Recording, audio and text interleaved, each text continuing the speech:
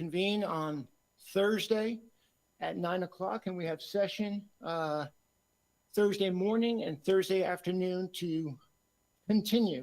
So this is a continuation, but today it's to lay the framework and get started. So let's get kick-started, and Ted, would you like to start us off? Yes, so get ready for the best few hours of your life.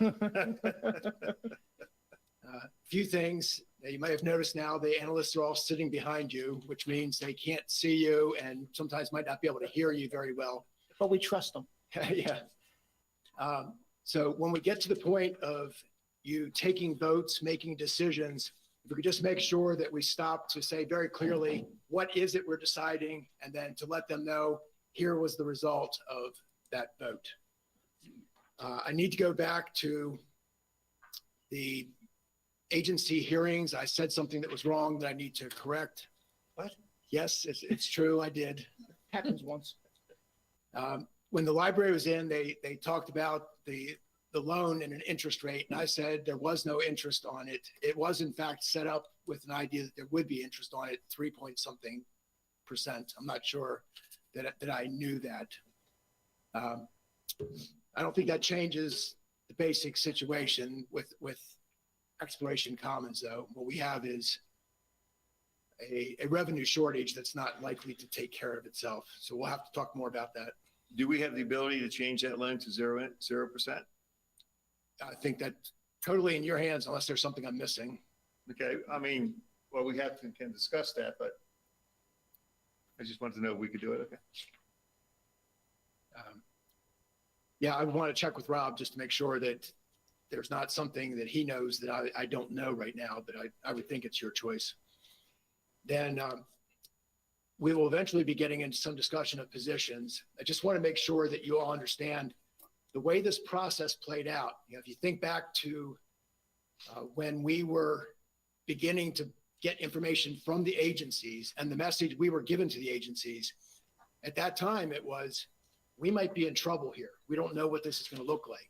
So we were discouraging people asking for anything other than what they thought was absolutely essential to happen, which means for the people that work for you, there were almost no requests for positions. That doesn't mean that there aren't people hoping to get positions, though. And I just didn't want the lack of something in front of you to leave you thinking, oh, everybody's okay, they didn't want anything. You have some handouts. We're going to run through these. Well, in fact, let's start running through them. You have one, it says changes from the recommended fiscal year 22 budget. What we've done here is capture things that have changed since we came into you with a recommendation. And we don't have to take a long time here, but just to quickly go over it, you might remember that you agreed to use more federal funding on transit, which means we were able to reduce our funding on transit. Fire Service Administration and Visa EMS, you'll see that there's opposite entries for $1.8 million. That is the first move in us beginning to bring some of the expenditures that were in the fire companies back to us. So it's money that would have gone there, but now is no longer going to go there because we're going to pay for it.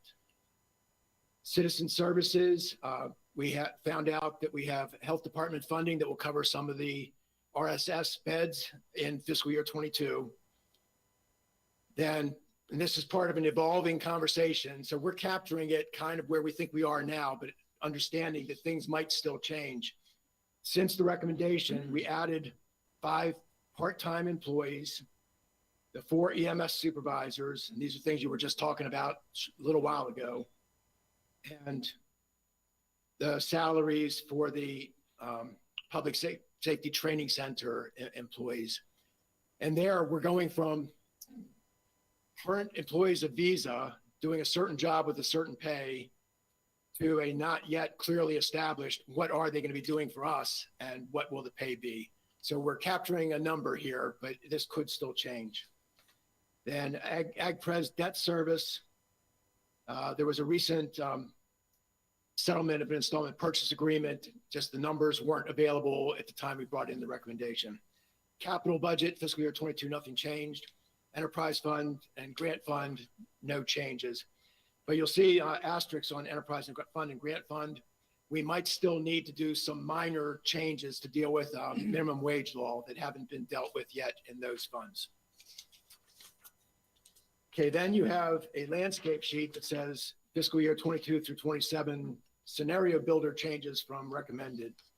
And scenario builder, if you don't remember, that's Deb and her magic fingers.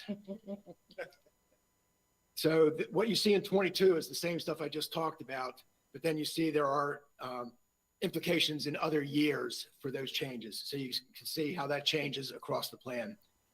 Then I want to take your eyes to the bottom of the spreadsheet to remind you where we stand. A few things to think about.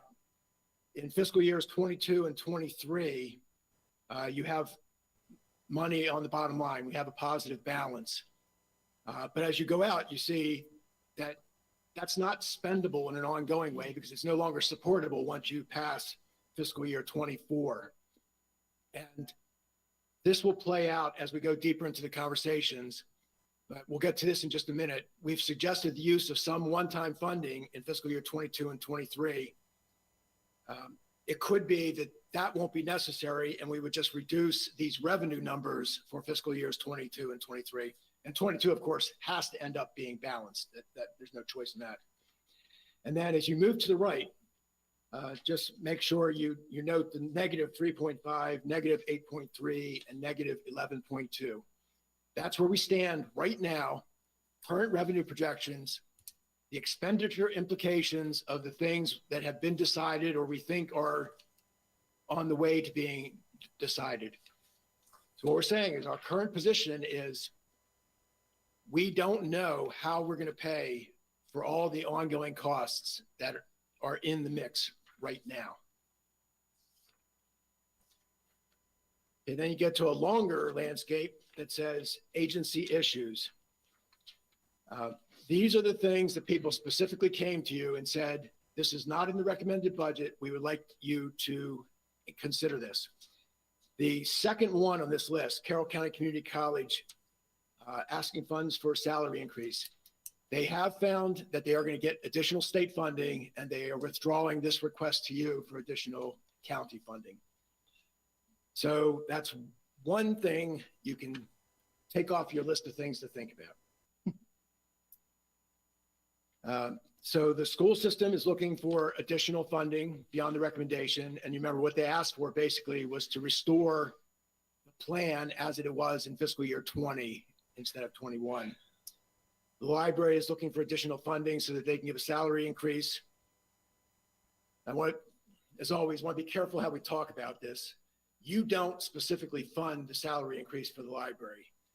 They are saying with the funding that they have available, they have made a set of decisions that use up that funding. They would still like to give an increase. So they're saying, commissioners, would you please give us additional funding so we can give that increase? Historical Society is asking for a small increase. Human Resources came to you to talk about our concerns with hiring and finding people and keeping people and asked for you to consider a 2% increment in every year. That also included the minimum wage compression. Okay, That 2%. well, I thought that was part of the discussion we had with this. no. Okay, now I'm glad you asked that way because there are several pieces to this and it's important that we keep them clear. Built into the recommendation is the funding that's necessary to meet the law. The end result of that, though, if you remember that one graph where minimum wage and the C5, your first step, came together, that is our current position. So that compression exists. Any effort to change that will be an additional expenditure beyond anything we've built into this plan now. Okay, and the 2% does not move the scales. The COLA will move the scales. The 2% was so people would move within a scale. And this is the example where we talked about a truck driver having worked for 5 years, and a new one coming in, making exactly the same thing. So you have compression between minimum wage and the rest of your scale, and then you have the concern about compression within the scale if people aren't moving. So that 2% is only concerned with the truck driver who comes in, it's the same thing, but not someone who's been in there for 4 or 5 years? Yes, if you put in the 2% increment, Yes. with the exception of a small number of people who have topped out on our pay scales, everybody would get that 2%. But yeah, okay. So yes, everybody is moving through the scales. I just want to make sure it wasn't confused with the idea of the minimum wage caused compression. No, okay. So the 2% though is additional to the 3 point whatever percent that was already built in for salaries. Okay, what's built into the recommendation is the 3.55% Okay, to meet the minimum wage law. Right. Which will move scales, but not move people. gotcha. And that's mandatory. Yes. Right. And I say 3.55, it's 3.55 in the first 4 years. The last 2 years of the plan, it's at 3%. Mhm. Okay. And we did that to meet the law and do nothing more, knowing that there was still conversation to be had about, do you want to do something more? Yep. The sheriff has asked for $4.5 million to give salary increases. We have had, Before we get to the sheriff, you have the Board of Elections positions there. Is that for us to decide, or that has already been decided? We're going to do it anyway. well, that's an interesting question. Historically, the county was consulted on some of these additional costs, and sometimes the county said, no, we don't want to do this, and they didn't. In more recent years, that hasn't been our experience. So my guess is, well, I don't want to say that. I wouldn't be surprised if you say, no, we don't want to do this, if the State Board of Elections said, well, that's nice, thank you for your thoughts, but we're doing it. And that should be the expectation, being the Board of Elections, Yeah. because they're coming up with a requirement and we have the responsibility to fund. So it'd be. Well, I we'd be understand that, hard but you have that pressed. responsibility in a lot of places. I and know, but Somebody it'd isn't be, telling you how to spend your money. well, Well, I it'd be think, nice, yeah, I but think it should be built into the budget, since most likely we're going to have to pay for it anyway. That's my opinion. I don't know what you guys think about that.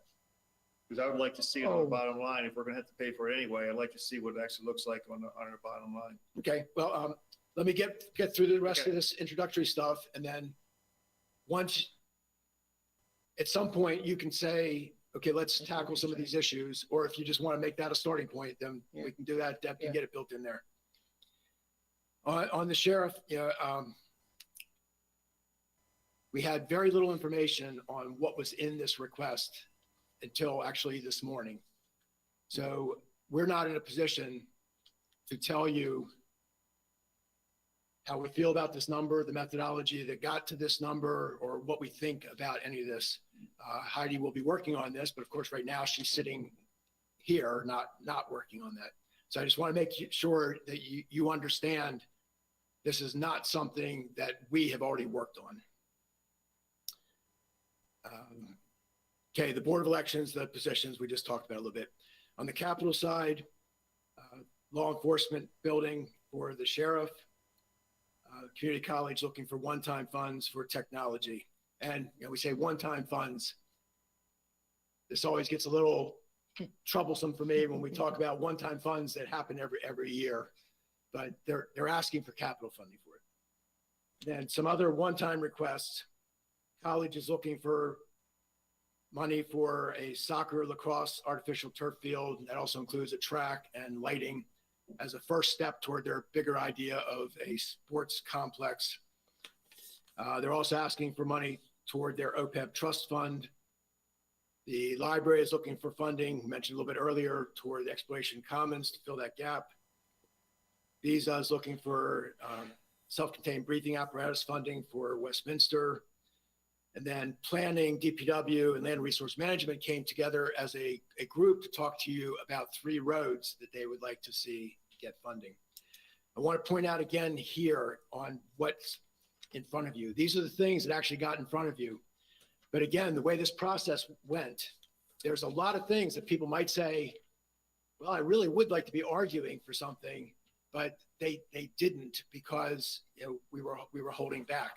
So I don't want you to think that there's nothing anybody else is interested in that isn't on this list. Okay, then you have a landscape sheet that says 22 to 27 position requests. These are your internal agencies. Citizen Services came to you about a specific position, and then Public Safety is talking about 6 emergency dispatch positions. Of course, this is a continuation of a conversation we've been having for several years now. Those are the only internal positions. Same idea. That doesn't mean there aren't things that people are interested in that aren't on this list. Governmental partners, the circuit court came to you about a technology position, and the sheriff wanted to change a correctional deputy to a correctional specialist for pretrial work. Then there's a staple package, which is all about the body worn and potentially car mounted cameras. The first sheet is state's attorney. And you might remember what they're asking for is not what's built into the recommended budget. We've tried to capture the numbers both ways, but if you were to say, well, let's do it in this year and this year, or in some other combination, there would be details we would need to work out to get it exactly right. But this will give you an idea of how much money we're talking about. Does it include the potential grant or no? No. Okay. Then the next page is same sort of information for the sheriff.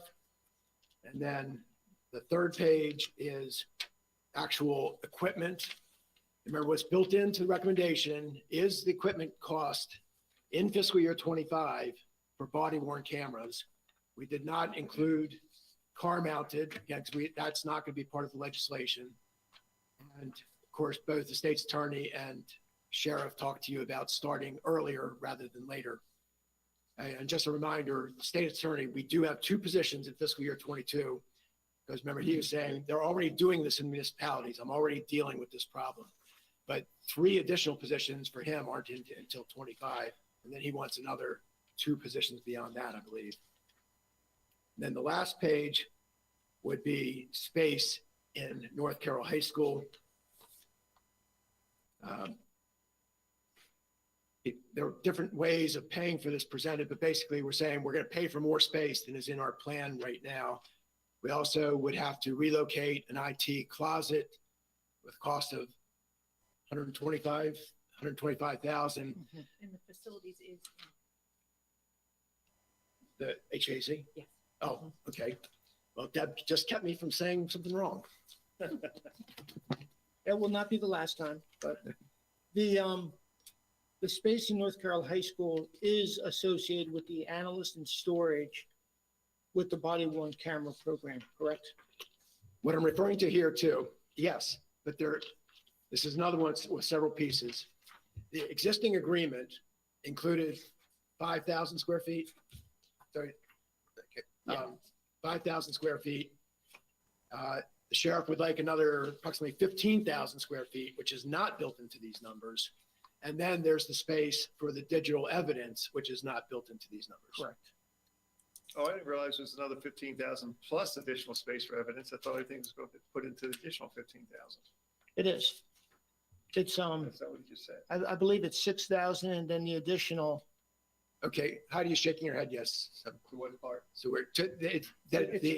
the evidence is part of that additional 15,000. Yeah. Okay. It is. Okay. So I thought, okay. yeah. Okay. Okay, unassigned fund balance. Probably should do this in the other order. If you flip to the back page where there's a sort of little spreadsheet. Right now, we have about $30.4 million of unassigned fund balance.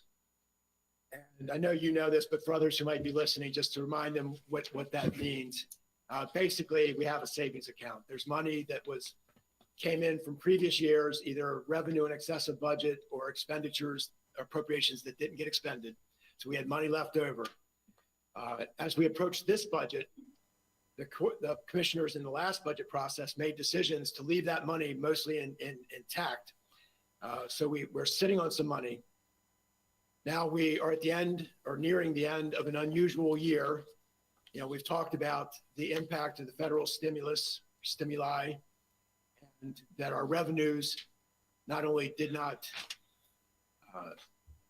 get as bad as we feared they were, they're actually a little stronger in some ways, although I want to remind people that we're dealing with short-term changes, not long-term changes.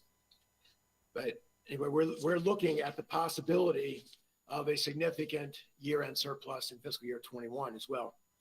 So we have that 30.4 plan as it's built right now has 4.7 and 3.5 built into 22 and 23. And that's where, remember earlier, I said there's money on the bottom line. We could reduce what's on the bottom line and free up this money. But that would leave you using leaving about $22 million left. I apologize, Ted. Those two in parentheses is an assumption that you're making Yes, for FY 22 and 23. If we were to do this, then we would have 22.1 million left. Yes. Okay. right now we're estimating $26.5 million from fiscal year 21. Flashing lights warning. Half of our income tax revenue, we won't see until after you've made all these decisions. We don't know what's going to happen. It could end up looking just like this, but it's absolutely not impossible. I don't want to say that makes it too hard. It would not be a shock to me to see income tax come in less than what we've built our plans on right now. So I want to make sure that you're not counting on this is rock solid number, that we're ready to go. And the other thing I want to talk about here, we never look at the year we're in, what's going to be left for what we're going to do next year. We never even consider that number. This year, I believe we are going to be considering that number because it's going to be such a big number. But we need to be very careful. Even if we believe 26.5 is the right number, we need to remember we don't know that. So we have to be careful that it's actually going to show up. What we don't want to do is spend all this, find out that it doesn't come in this way, and then we're going to be in the next budget saying, okay, we need to backtrack and reopen the budget, take out expenditures, think about what we're going to do here. So as we start thinking about uses of this funding, we can talk more about how far is too far, but I think we need to leave some room.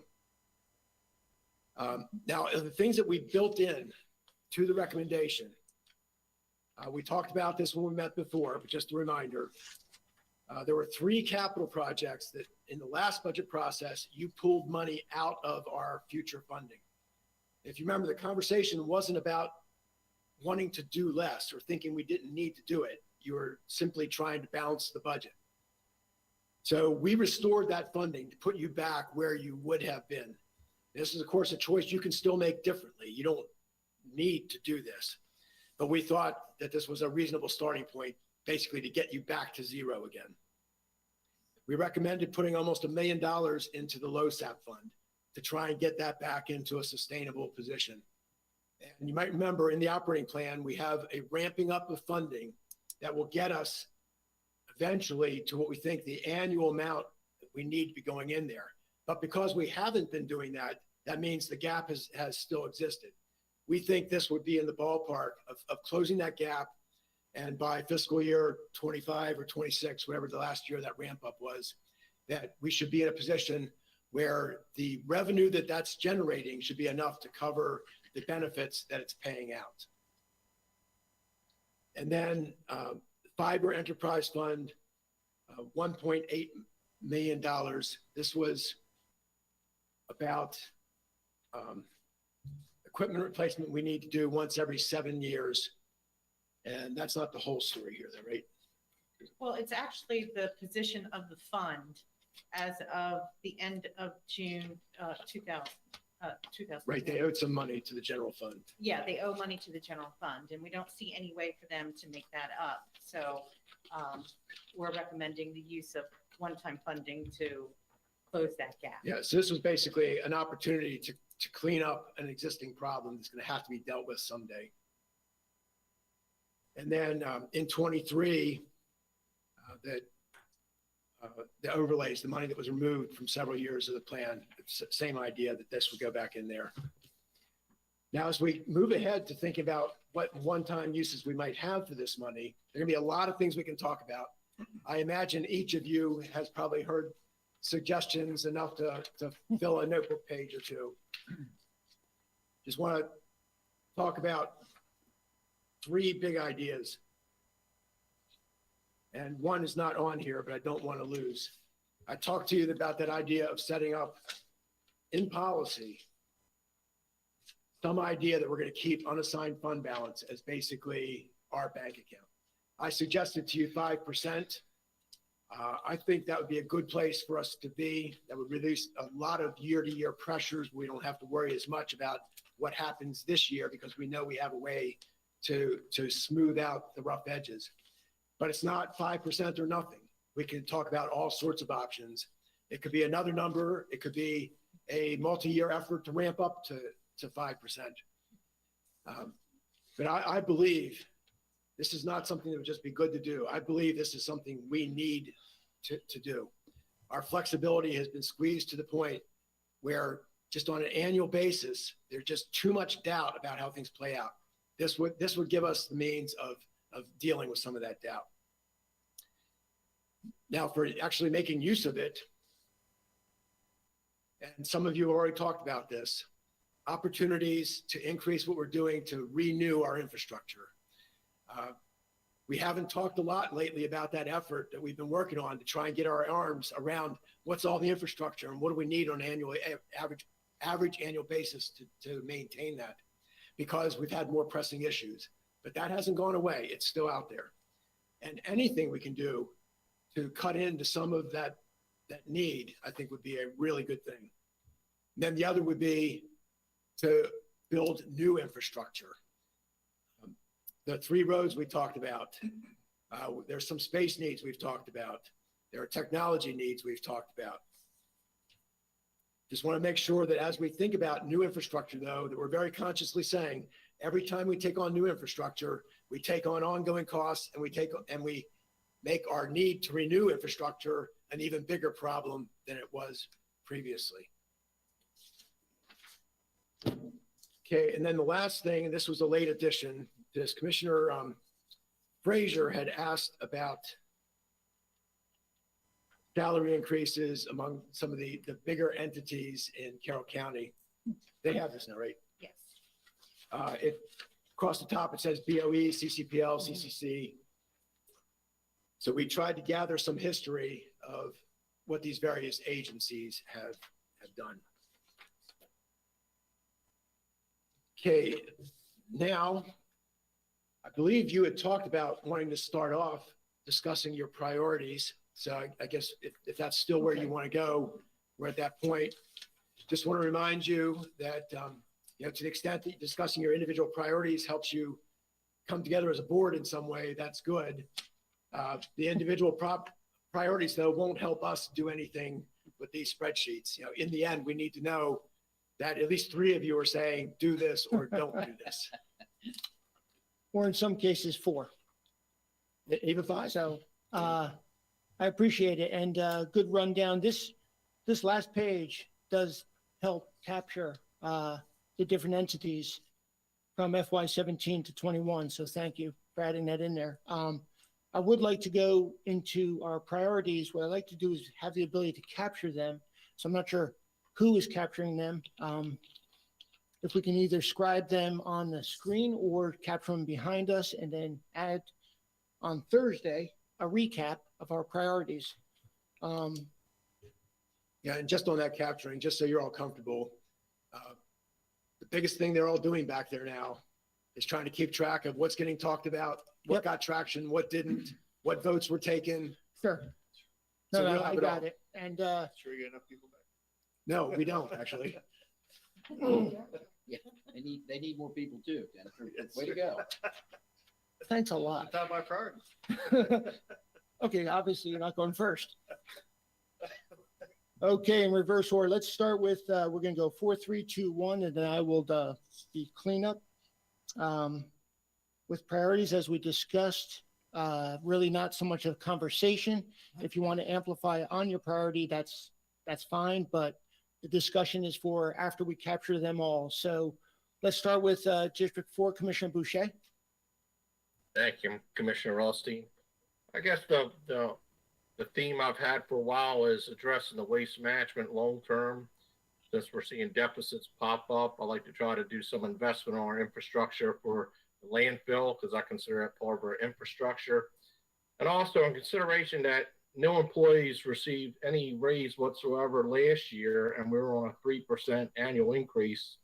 If we could try to pull off at least a 6% this year to make up for the loss of no raise last year, that pretty much sums up where I'm at right now. Okay. Any other or no? You good?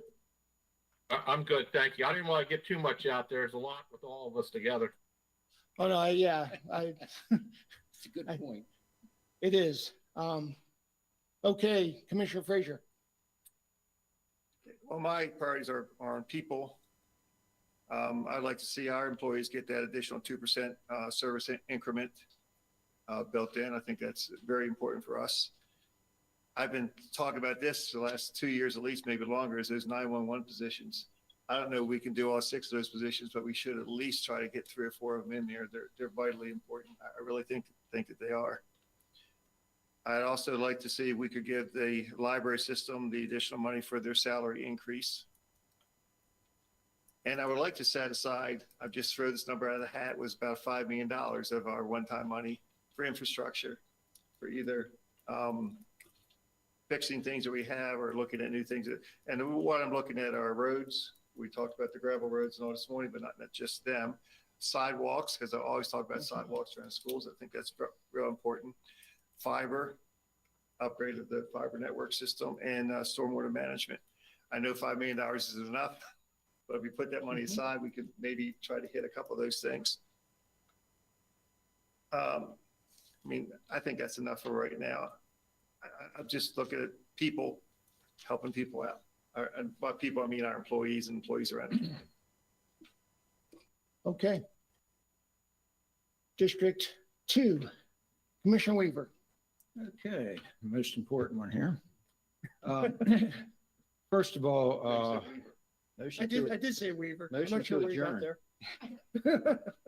you know, we have a unique situation this year with one-time or fund or unassigned fund balances here this time. And I think we need to do some catch up with some of those. And we have the other opposite program in our operating money, long-term, we have a deficit coming in 25, 26. But my priorities start with, I think, salary increases. I think we have our county employees, we have our police force, and those guys are literally put under the gun literally lately, what's going on. We have our new fire and EMS service coming about and education out here. And fire, police, and education are the basis of a good county, everything we do.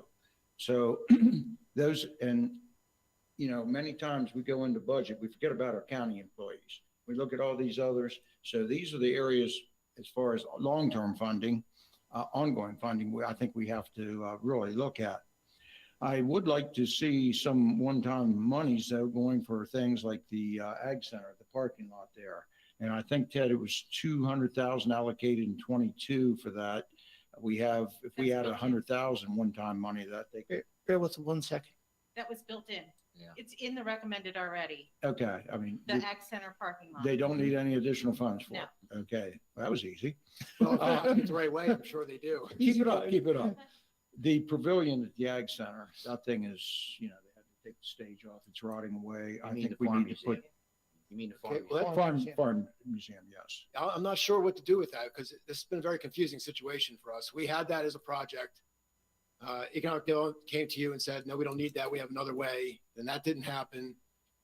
Then we were going to build it back in. And then recently I've heard there's another proposal for some other path. Well, Okay. Ted, it is built in.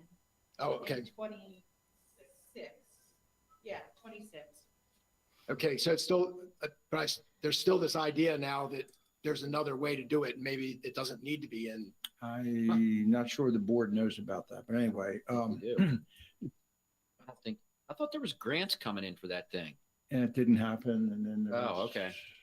All right.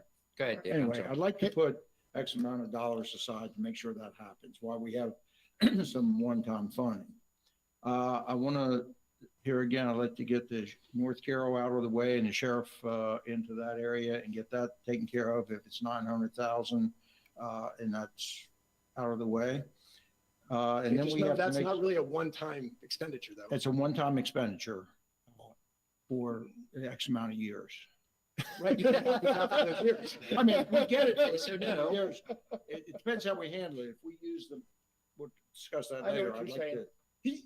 to, If we go into a 10-year lease, it's, it would be a one-time fund for a 10-year lease, as opposed to an annual lease. is yeah, how we instead of look at it. annual payments, so Right. we. don't have that Understood, as an but the cost will ongoing continue. expense. Okay. I'm here for you. Then we have a discussion, I guess, coming with, are we going to own ambulances or not? I think we need to set aside some money. If we're going to start to purchase some of these, we have to set aside X amount of dollars to offset that, or if we're going to go ahead and let them depreciate, or Commissioner Wentz and I were talking, maybe even the fact that we have ambulances that are going out of service, maybe purchase those. We're going to have to deal with Director McCoy and determine how exactly we're going to deal with that. But that, I said 2 million, but that wasn't going to buy much at this point. Okay, well, while we're there, it's probably a good time to say something I didn't say yet. You know, on the idea of fire and EMS and ambulances, we're in a difficult situation here now on trying to move ahead. Yeah, we're discussing all these options and we talk about different ways we might do things, but we can't move ahead to implementation until some decisions are made. Right. We are going to do this, or we're not going to do this. And that affects us in different ways. You know, first, just in terms of that department moving ahead with providing services, you know, we can't do anything if we haven't made a decision. But it's not just that. You know, we have a huge hiring process ahead of us. We can't even begin a hiring process until we know for sure who it is we're trying to hire, how many positions of what type. And then another piece of that, you know, we've talked about 3 positions for HR to be able to handle this new 200 and some people. We can't just say they're going to come in one day and we're ready to go. I mean, we need a hiring process for those people before we can get to the hiring process for the Visa EMS people. So underneath all that, you know, what I'm saying is none of that's going to happen without hard decisions on what we're going to do or not to do. So however long it takes us, our expectations of when this is going to start have to shift back accordingly. Oh yeah, and I'm sorry, the other thing with this, there was some discussion today about EMS billing. I just want to make sure you understand. We're making the assumption that once we take over the service for a company, we're taking the EMS billing that goes with that. That's all built into these numbers. If we do something different, something that says we're leaving some of that money behind, these negatives become bigger negatives because we're assuming that money is going to be in our hands. Now, of course, you can make whatever decision you want on what we're going to do there. I just want to make sure you understand that it's not just a choice to give money to somebody. It's also a choice to take money out of your plan. Sorry. All right, my next issue was fire and EMS. Oh, okay. I knew that. And we are going to have to deal with these, and I wanted to take some one-time money set aside for many of the things to start to deal with here. At least get it started, but yet we have to build this into every year project, especially the hiring of those positions needed to support this. And that's going to be more important, I think, or just as important as everything else we're doing there. I'd like to take a couple dollars and put back into at least $500,000 to Ag Pres and Economic Development one-time money, just to give them a boost here. And then we come to the other issue, Ted, that you brought up, is roads infrastructure. And if we have enough one-time money, I would like to allocate $10 million into a fund here. And, you know, this is big, but we're looking at IT, we're looking at roads, we're looking at all kind of issues here. And I would love to get that, some of that money put back into those areas. But getting back to the priorities, I do think one of our first priorities has to be taking care of the county and police and fire people here. So that's, I guess, my priority list. I'll leave it at that. I can keep going if you want. I'm sure you could. Okay, did you capture everything, Deb? Thank you so much. Commissioner Wance, District 1. So there's going to be a few things that I bring up that you've already heard, but I might take a little bit different approach here. And I think the first thing, Ted already gave the sermon that I was going to give. We can't really do anything here moving forward until we make decisions with fire and EMS. That to me has got to be the first thing out of the gate, because that sets the stage for the rest of the budget. We've got 4 recommendations that were given today. We got 3 that were given 2 weeks ago. We got 4 that were given 6 weeks ago. We're all over the map, and it's time to stop. It's time to make the decisions on what we're going to do. And I truly believe that we've got to do it in a phased-in approach. That we don't hire 48 people out of the gate. We hire EMS people in vehicles that can assist our fire departments and then build it from there. Because quite frankly, I don't know where this money's coming from. I just don't know. We've gotten how many emails over the last week? You got to give the sheriff raises. Got to do it. Got to do it. What people don't understand is I don't know where that money's coming from. Do you? We don't have it. One-time money doesn't mean that we can give salaries. It just doesn't. It doesn't work that way. I truly appreciate the passion we're hearing from the public. What I'd like to see is folks give us an idea of how we're going to do it, not just tell us to do it. Maybe there's some good folks that with math out there that would give us an idea how we're going to do it. That would be wonderful. Kind of not how it works, but I wish it would work that way. But the priorities that you asked for, we have got to start with the fire department. Not only for us, but it's also respectful for Director McCoy. He's got to have a direction. And right now, he doesn't. So that's the first priority that I want to work on. While it comes to public safety, let me stay on that theme. I've brought this up before. I know there's going to be debt associated with it in the out years. I truly believe that instead of having the sheriff's department spread out in 6 different venues, it's time to build a building. What that debt service means in the out years, whatever, we'll work with that and do what it is. But building construction right now is at a rampant acceleration that none of us have ever seen. A sheet of plywood that used to be $4 is now $40. 55. Just went up.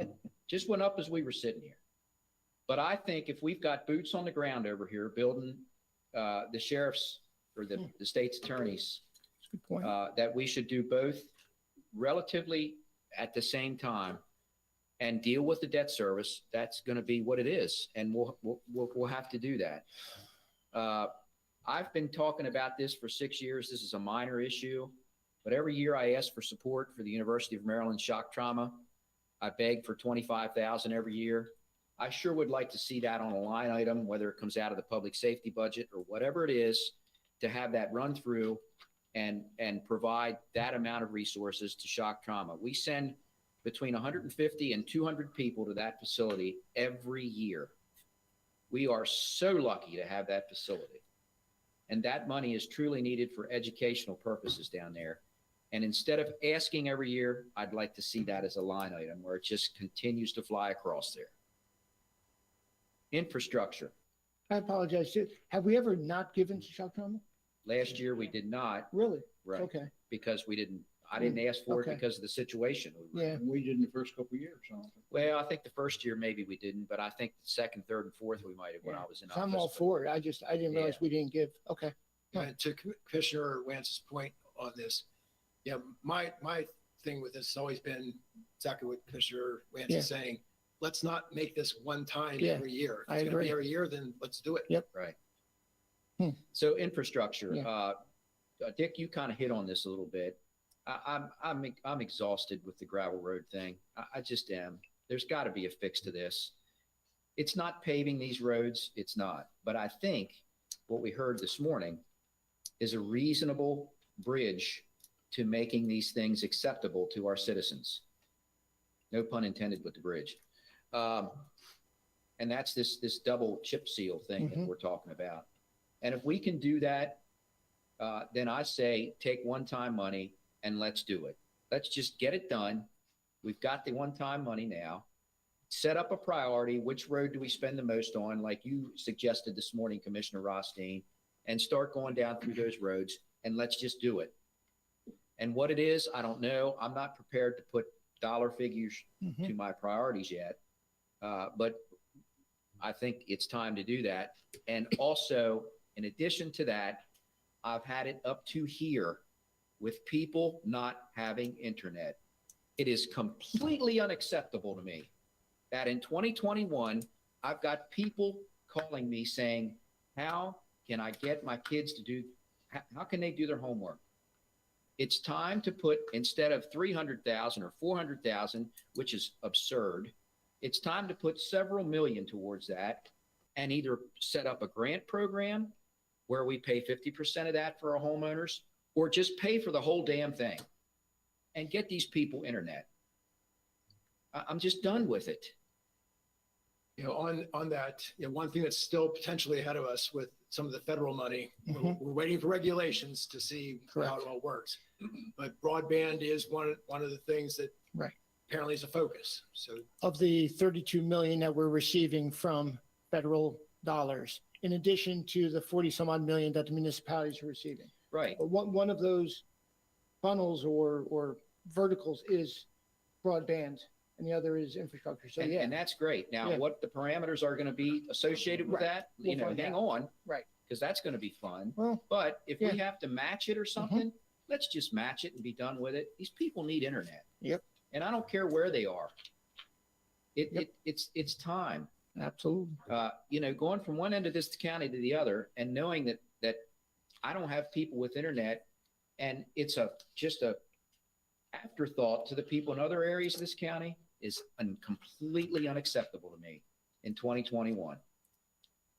And then finally for me, and then I'll stop. And I touched on it a little bit. I understand the passion of the pay raises and people asking for that. I really do. I truly do think that everybody deserves as much as they can get. I do think that we need to put in perspective where we are. We're never going to pay what Baltimore County pays. We're never going to pay what Howard County pays. We ain't even going to come close to what Montgomery County pays. And I hate to say, if that's where you want to go work and travel all that distance, go ahead. I don't want to say that because Carroll County is the best jurisdiction in the state, bar none. So I do think we have to do a little bit of repair here to help. But I think the most important thing right now is this ridiculous minimum wage thing that was thrown upon us Mhm. by those people who know best.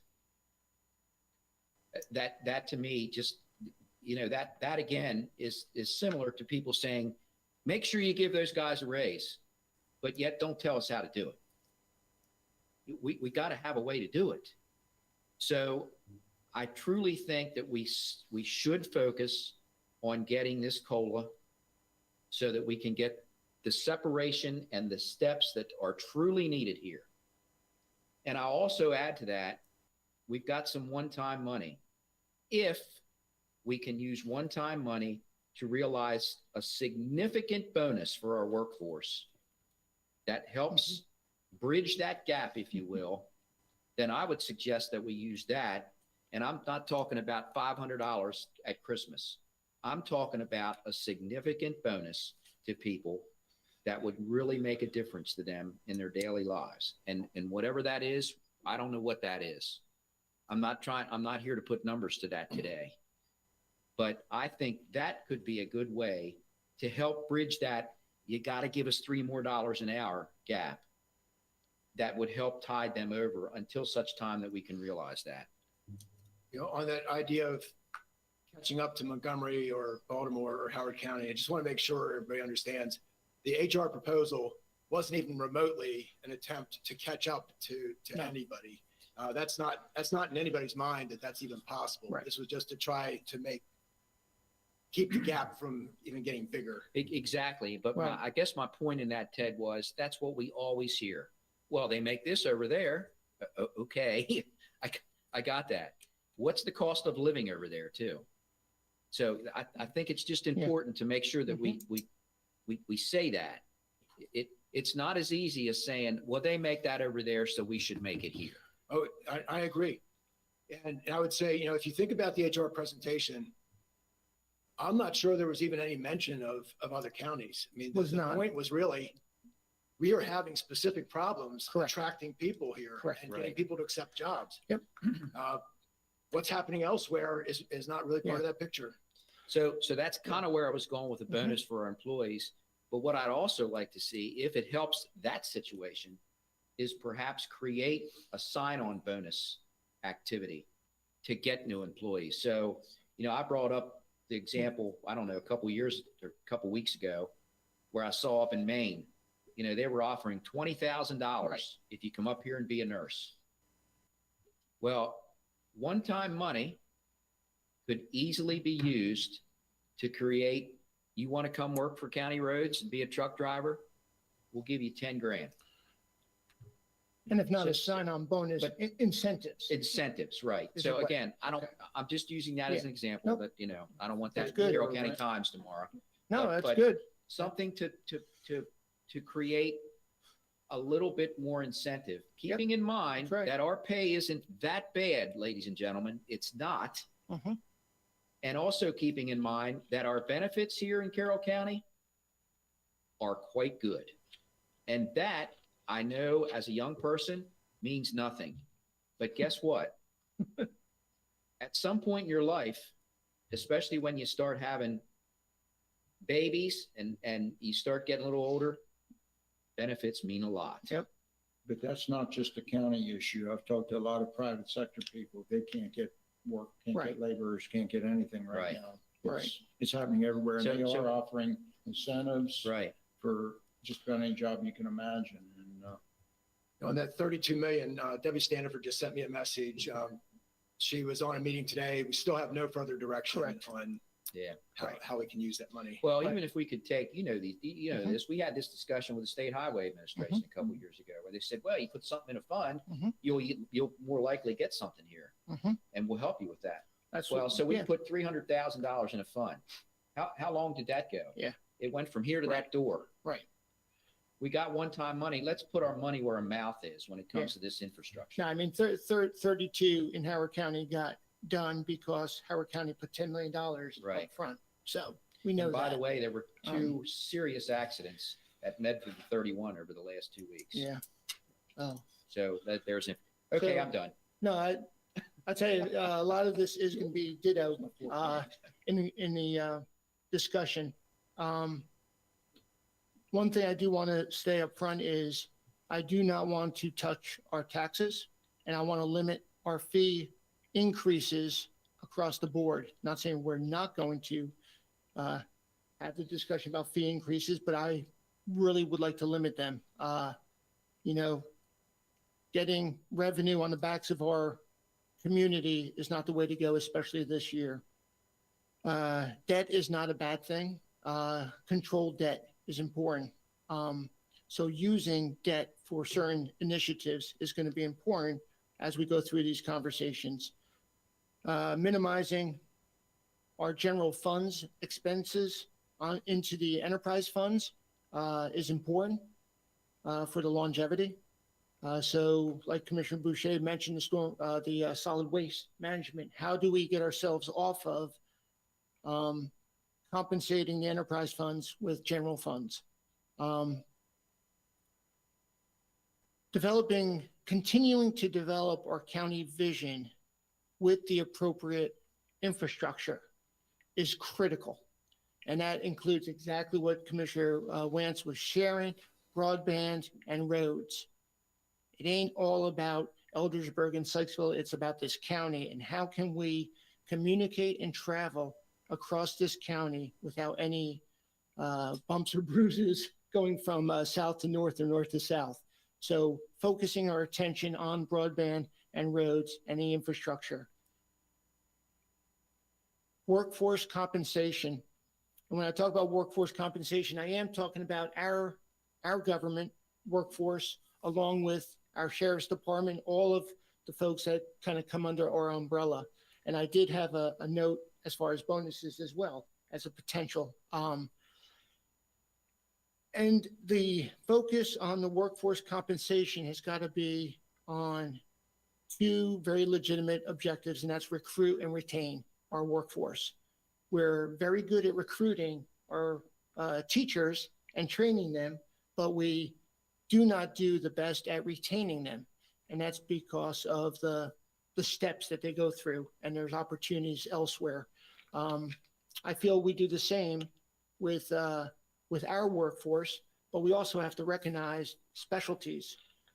Engineers is a great example that we're fighting through and having to kind of put Band-Aids on some wounds when it comes to some specifics within our workforce. But we need to recruit and retain the best workforce that we can in Carroll County. Maintaining the momentum on fire EMS. I appreciate the comments about direction. It would have been nice to have hired Director McCoy months prior, and then all the decisions would have been made, and then we go into the budget season. But unfortunately, that didn't all happen. And I don't want to say we're building a plane in flight, but we are in the middle, walking into the budget season, and we still need to make some specific decisions for our fire EMS. But the key there is keep the momentum going with fire EMS. And that does come with hard decisions that need to be made. Develop and prioritize the resources. Okay, the master plan. We have a Carroll County master plan, and this kind of goes to the roads that, we highlighted down in the Freedom Designated Growth Area. Ensure that we continue to develop in stride in accordance with the master plan and the Freedom Plan for both development and infrastructure. And that has to really do with the road extensions that we highlighted. The capital projects, I don't want to say get them off the table, but let's finish them. We have capital projects that are out there. Let's finish these capital projects. So whether it's North Carroll High School, whether it's Charles Carroll, or make the decisions on some of these projects, like the Eldersburg Police Station. Is it requirements driven, or if it's not, then let's push it off to the right, and let's focus on what the requirements are in the Sheriff's Department. And that is space that could be provided up in North Carroll High School, as opposed to down in Eldersburg. So focus on capital projects meeting requirements, not just because they're on the books, but sometimes we got to revisit them and make sure that they're still filling the requirements that they were initiated for. Let's see.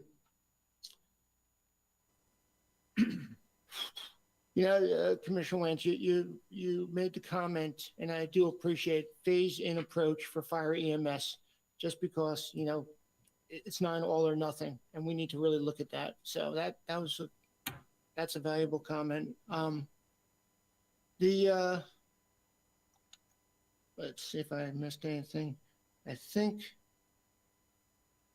that's pretty much it. It was not in priority order. It was kind of in my listing.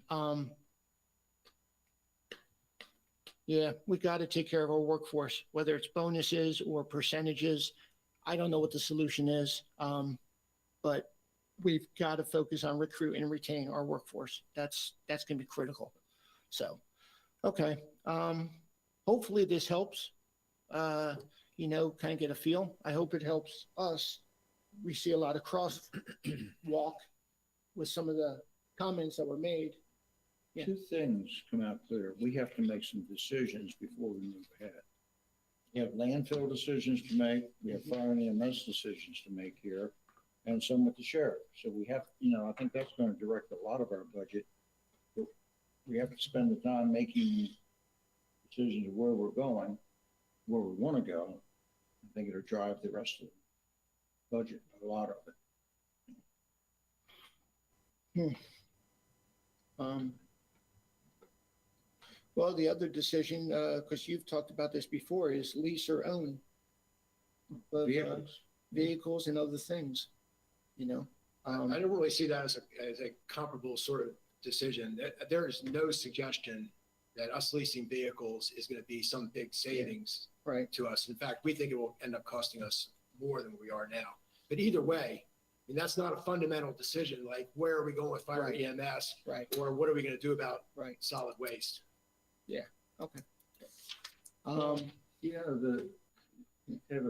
asked, it's leasing vehicles, we want to look at it, and yet we don't have anything here, facts on it yet. I mean, is it possible?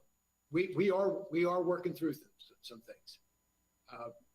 We're trying to understand, the starting point was, there was a proposal on the table that was, the methodology to the numbers was not clear. We had to get a lot more information to understand where they're coming from. And there were assumptions made that were not good assumptions.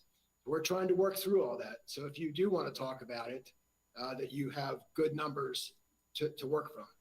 My point here is not should you or should you not consider this. I'm just saying, I don't believe that this decision will fundamentally change anything you're dealing with in the big picture. But one that may is ag preservation. If we maintain, and we're committed to maintaining our vision of Carroll County and maintaining our vision and our intent to meet our goals in ag preservation, are we willing to continue to set aside the funds for ag preservation?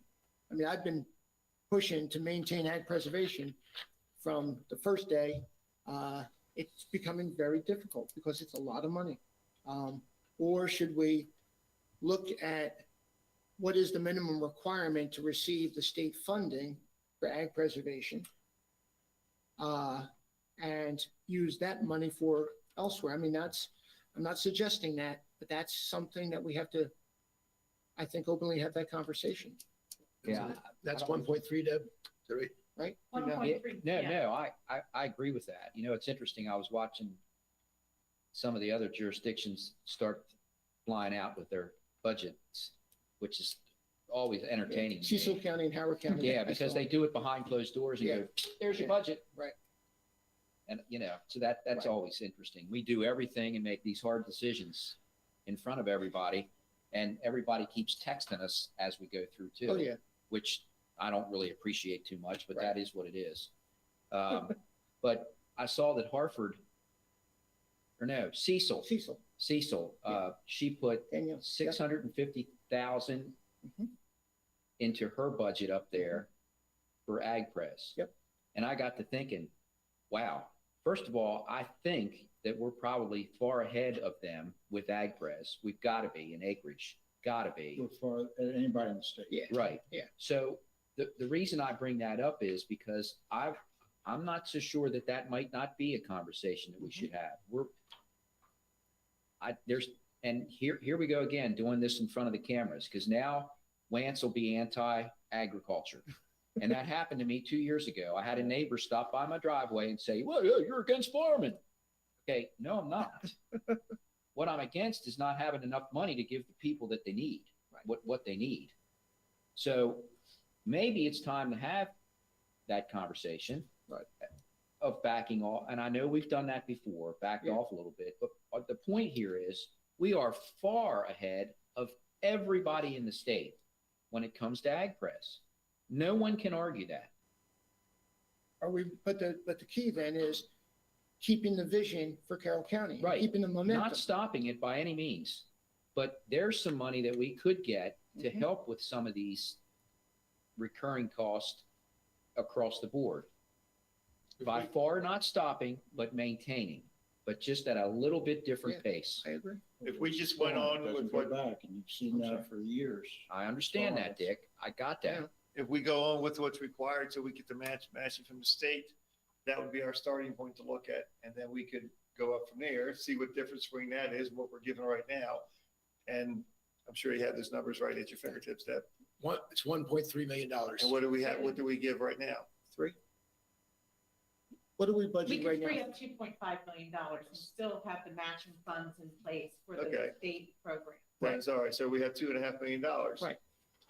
How much of that $2.5 million do you want to keep in ag credits? All, part, or how much of that you want to take and just put it on our bottom line so we could use it somewhere else? I mean, why don't we we got these decisions to make.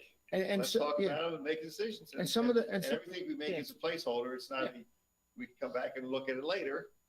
But since we're talking about ag credits, $2.5 million, what are we going to do? the precedence of pulling back ag pres money and the attitude of it not being replaced is not true, because we did pull back ag pres money at one point, my understanding. Several times. Yeah, we've Yeah. done it. But I mean, to a very low level, and we've put it back. We've put money back. Hmm. Are you sure we've never put money Yeah. back? When I got here, And all we funded for years was what was required to match the state money. The additional funding to ag pres, and I'm gonna say relatively new, but you have to put that in context of me having been here. You're old for a long time. That was something that happened. Actually, it was during some years of strong revenue growth. Uh-huh. We said, let's put more to ag pres. so when we did that, we never pulled back money and put it back in, or? Well, there had been some short-term changes to take money out that went back in. More recently, we've made some changes to reduce funding that have not gone Right. back. Okay. So there's a lot of different things that happen. One more time, the current funding that we have for ag pres is 2.5? No, we have It's 2.5. about four and a half. Right. We have 2.5 that we can pull out. It's 4.5, and the minimum to get state is what? 1.3. So Okay, it's now much this more. gets confusing. Now, there's 3.2. several pieces to this. Now, first, there's money committed to the installment purchase agreements. So there's money going in, but that's in no way available to you because it's already committed. I'm not even talking about Yeah, that. I understand. Okay. But if you go and look at the page, there's more money than we're talking about. Exactly. Okay, then you need 1.3 to match the state program. And then what Deb was saying earlier is installment purchase agreements aside, keeping enough money to match the state, you could still change up to $2.5 million. So we Any could take out $2.5 million, Yes. Good. But still match the state. but still Right. match the state. And here's the other thing, Dick, and I know where you're going with this. And I'm there too. I'm not suggesting that we do this. This is just a way to try to get some recurring funds that we desperately need. The state has increased over the last year or two, haven't they? The amount of ag preservation Well, funds. for rural legacy, but not for the basic Okay, farm program. In fact, the state's been a somewhat unreliable partner in the last decade or so. okay. And some of this is tied with our stormwater management too. Keep that in mind. It's in open space. And this ground does not cause any other expenses. Housing, roads, infrastructure, it doesn't require any of those things. Just keep in mind, what you've done is, with this, you center your growth around municipalities and the outlying areas is open. Right. Stops at virtual housing development here, here, here, and here, and popping up. That's one of the ideas behind it. But, you know, Carroll County has been a leader in the state and in the nation. It was set up in 1980 as far as a goal that is followed through. And I know you say, well, we'll reduce it. Well, we reduced it 4 years ago, we reduced it 2 years ago. Now, we'll put that money back later. That never happens. You know, especially in our economy, the way it's been going, it's been an ongoing, you know, we've taken money out of every possible area there. And, you know, we have one-time money now. That's why I was thinking, take some one-time money and reinforce some of that, but Well, at, We have, at the highest level, how high had we been with AgPres in our budget? We're at 4.5 now. At the highest level, what have we been? Probably the easiest way to talk about that would be the 2.5 that we're saying you could take out. That's probably been as much as 3.5, right? In an ongoing way. And we had some years where we were actually upping it even more, but not in an ongoing way, in a short-term way. 6 million. I don't know. Yeah, I remember like 6 million. Okay. And right now it's showing like 4.5 million. I'd really have to go back. There were some one-time, like you said, short-term infusions. So I don't think there's any attitude that we have here that we want to cut AgPres and do away with it. And it's not about one-time money. It's about ongoing money that we need to do any of these priorities, well, many of the priorities that we have in front of us. if you look at AgPres money, I look at it this way, we do need ongoing money. We need it. So are we going to reduce what we're giving to AgPres? Are we going to raise taxes? Are we going to have cuts in other areas? And the other two things, I'm not interested in. So that looks at, and we have other decisions up there to make as well. But the fact is, this is a place where we can pull some money. And like I said, these decisions, if we go back and say, I don't know, we make whatever, we get money from somewhere else, we can always go back and change. This is a placeholder decision. This is not going down in concrete here. But as opposed to for taxes or making cuts, I'd rather take money out of AgPres. Well, I think that's food for thought, but I'm going to go back to what I said about 15 minutes ago.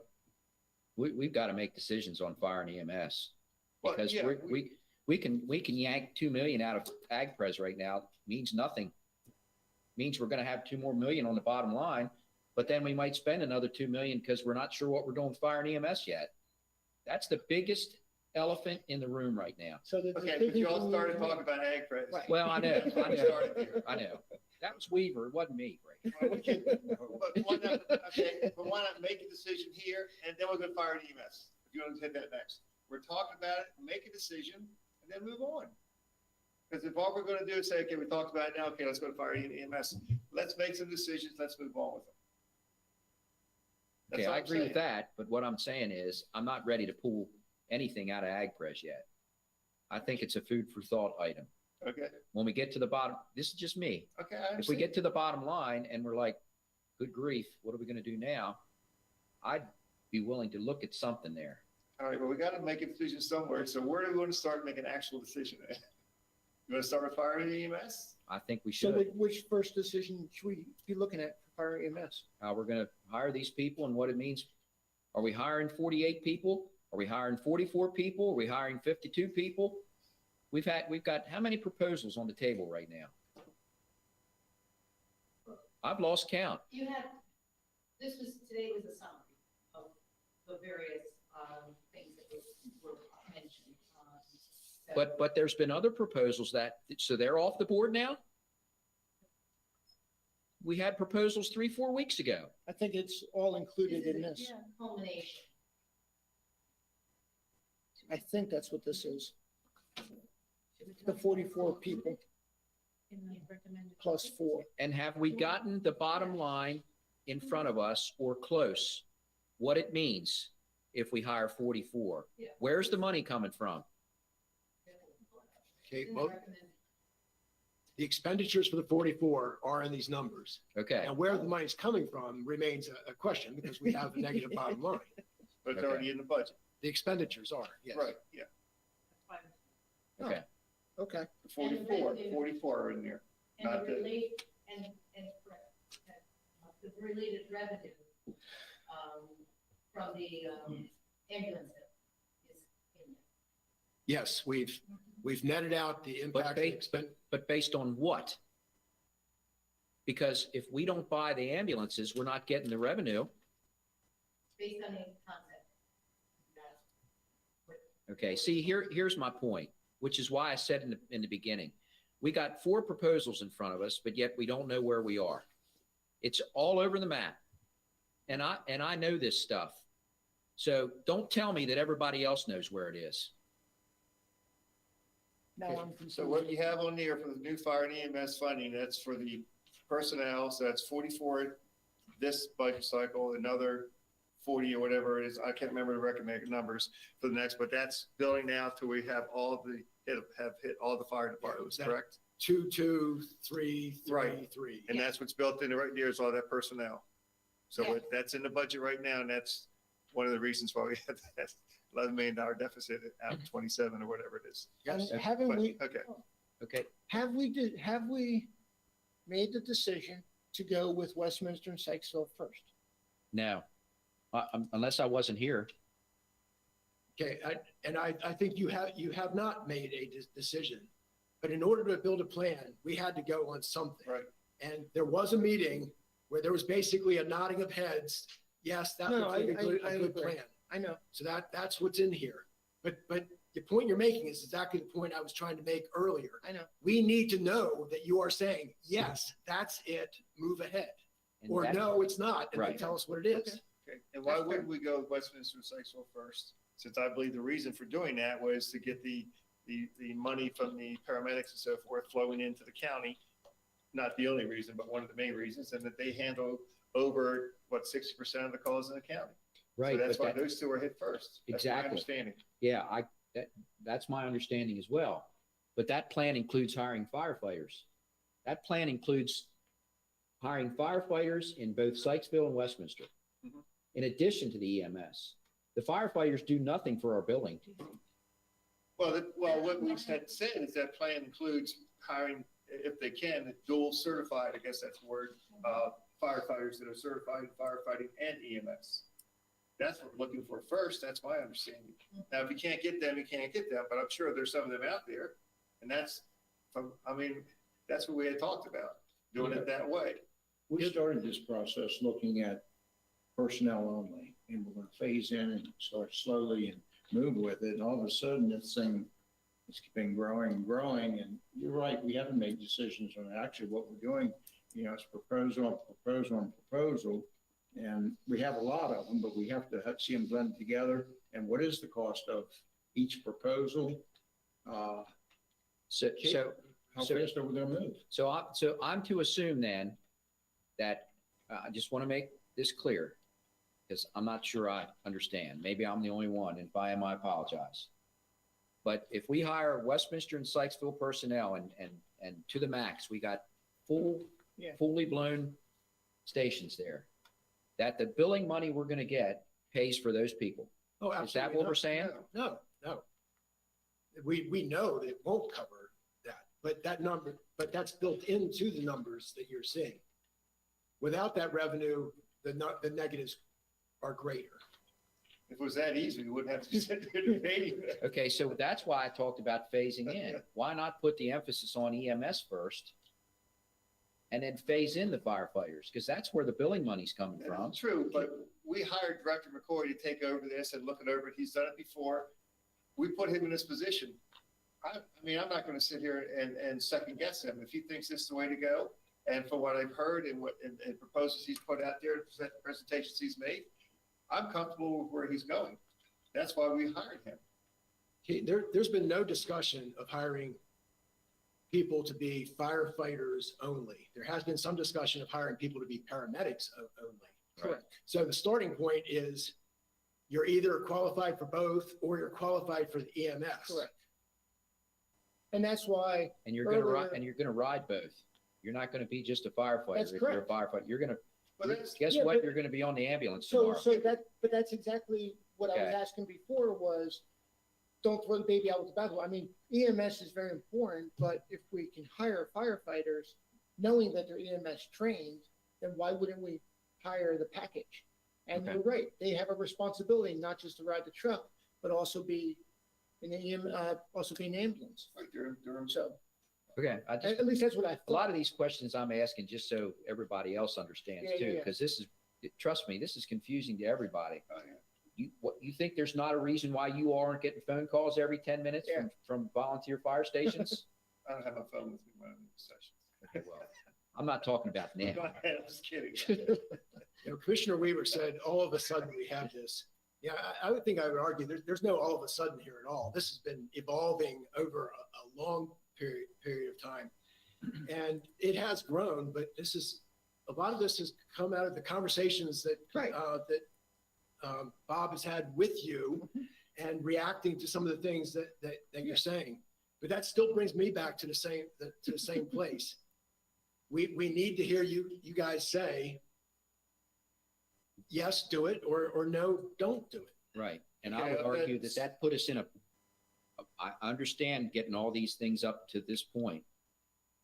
But now we're at this point. So now we really need to get into what we're going to do. Mhm. It was nice hearing those proposals. Mhm. We never knew how they were going to be paid for. We thought we had a little bit of an understanding about how some of it would be paid for. But now the wheels are meeting the road.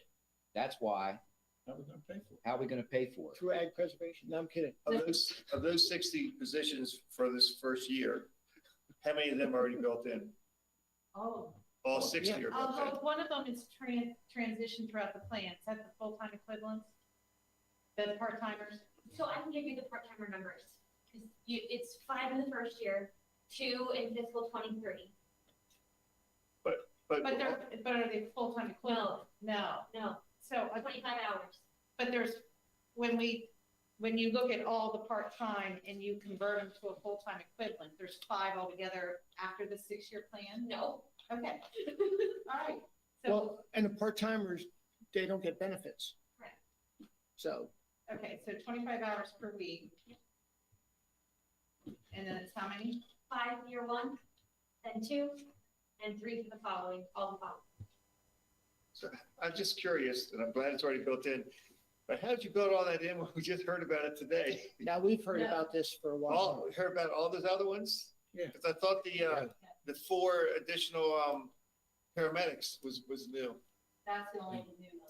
Well, even that's not really new. That's still, both of those things were in response to meetings Okay. that he had with you guys, and concerns came up about how we were Right, doing the this. 4 paramedics I hadn't heard before. We have talked about the other stuff.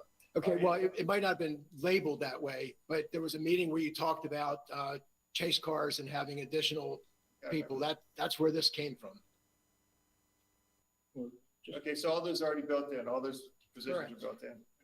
And see, what we're trying to do on the budget side of this, I mean, this is truly has been ever changing, every, not literally, but every day, there's a new wrinkle to this. Right. We're trying to keep up with it, but we know we're keeping up with the expenditure side, but it says nothing about the revenue side. All we do is recalculate the bottom line and see what the negative number is now. I mean, it sounds, what you need is confirmation from us that this is the scenario that we should continue with the budget. Or if it's not, Or if what it's is it that not, you what want? is it? What is it? Right. Oh, I get it. And, my thought is, one, these are not new numbers. And two, and again, maybe I made that assumption that a firefighter that is EMS trained would take on the responsibility as an EMS and ride an ambulance, because that's what they, Didn't we do, have but money? I don't know if that's true or not. Thinking, we had the first couple of years of this there out in CC Visa funding to shift originally. We were gonna cover the first. You didn't get that idea from me, at least. Now, we know there's going to be money shifting from here, where we used to send it to Visa, back to our budget. And that's, remember earlier, I talked about that $1.8 million. We've identified $1.8 million of specific expenditures where we're saying we used to give it to Visa to spend. Now we're going to keep it in our budget. That will continue. There's still going to be more of that, but there's work to do to figure out how to get there. But there was never an idea that that was going to pay for this additional personnel, because it's still paying for the same things that it was. Well, there is one part, and that is so currently we transfer money to Visa to move on to the fire companies so they can pay their Right, Mhm. employees. right. That money, we would retain. It would come back Right. to So us. as we transition Right. station to station, Right. let's say we start with Westminster High Mhm. Is- the money, see, three lines out, that $4.7 million. Right. Oh, That's money that the county gives to this Visa to move on to the individual stations that have that have EMS and EMS. So that will stay in. And that would come back to us. 4.7 because we're not transitioning whole fire companies at one time, at least at the current. Mhm. So whatever portion, let's say we go with Westminster Recycling, just to keep it simple, whatever portion of that 4.7 is represented by Westminster Recycling, right. the county will retain that. It should be the majority. So there is money that the county That makes it currently gives to Visa. Better. That makes it better. That the county will retain.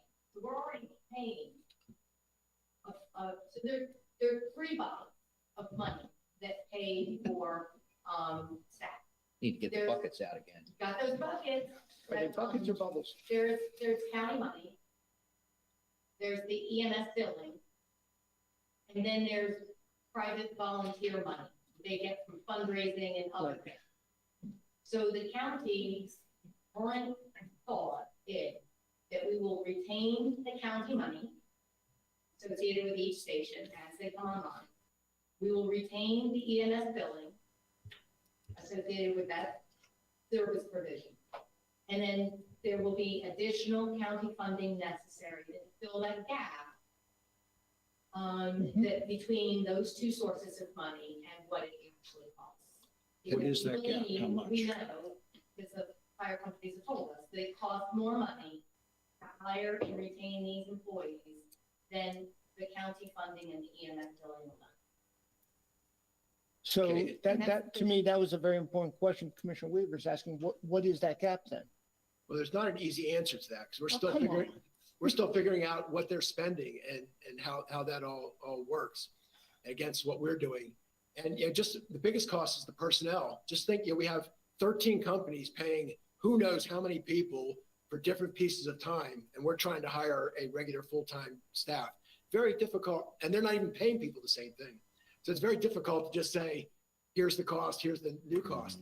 But where it shows up, as far as we know right now, is when you look at that bottom line, Right. that's why that number looks like that. I mean, it's not the only thing, but that's the biggest thing. But the net new funding for fire and EMS is for how many folks? Which line, 36? No, EMS 39. That is, the first tier is, close to that 60 number, or 60. Okay, that's close to 60. And then So, 42, then this one would be 60 plus 42, Right. 102 Right. people. right. Oops, sorry. So that's how many cumulatively as you go Okay. through the plan. Yep. Okay, so let me get back to the operating plan. Okay. So then, line 36, F or Foxtrot, that 4.7 or 4.8. I mean, how much of that, covers that 2.45? I mean, This is above that 4 point. So net new funding is. yeah, We've yeah. taken into consideration how much we're already giving Visa, and we're already taking into consideration the revenue that will be generated. And we're saying above all of that, it's going to cost us an additional 2.4 million, 2.456 in FY '22. really? So what? Yeah, so in the end, we're saying, as this is fully phased in, Right. we're going to have $11.8 million of new expenditures. In addition to that 5.56, Yes, so the total cost for, Will be would be 17.5 or 17 something like that. well, actually, I need to See, and take out some of I the. don't like that. we've always known it was going to take more money than was already on the table. The Oh, no, question I was, get you. How much more? And that's something we're still trying to figure out. We don't have that answer yet. We're still actively working to figure out Yeah. what is this going to cost? Well, that's why this is a little bit confusing, because one would think that the net new funding for fire and EMS, line 39, as it gets higher, line 36 would go lower, but yet they're both going higher. Well, we don't know how it's gonna get phased in yet. Once we do, that's when we'll pull the money and we'll determine how much from Visa comes down into our own budget. Yeah, but just like you said, the expectation should be it should reduce. Right. Yeah, the way I understand, I could be wrong, the way I understood line 36 is that's what's going to go to Visa for the funding of the 13 stations for personnel. Which keeps getting higher every year. Right, so as we transition and we start paying for more people, there should be less money going to Visa. Yeah, and then more will be in our fire and EMS line, Right. Right. In line 39, correct? in line 37, actually. Okay, line 37. Yes. This is just like a placeholder for the funding Okay. that's net new. But But why is 36 going up? That's what the board wants. Because I don't understand.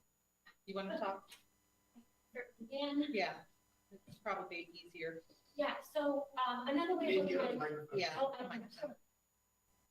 Thank you, Really Taylor. Somebody lift it up.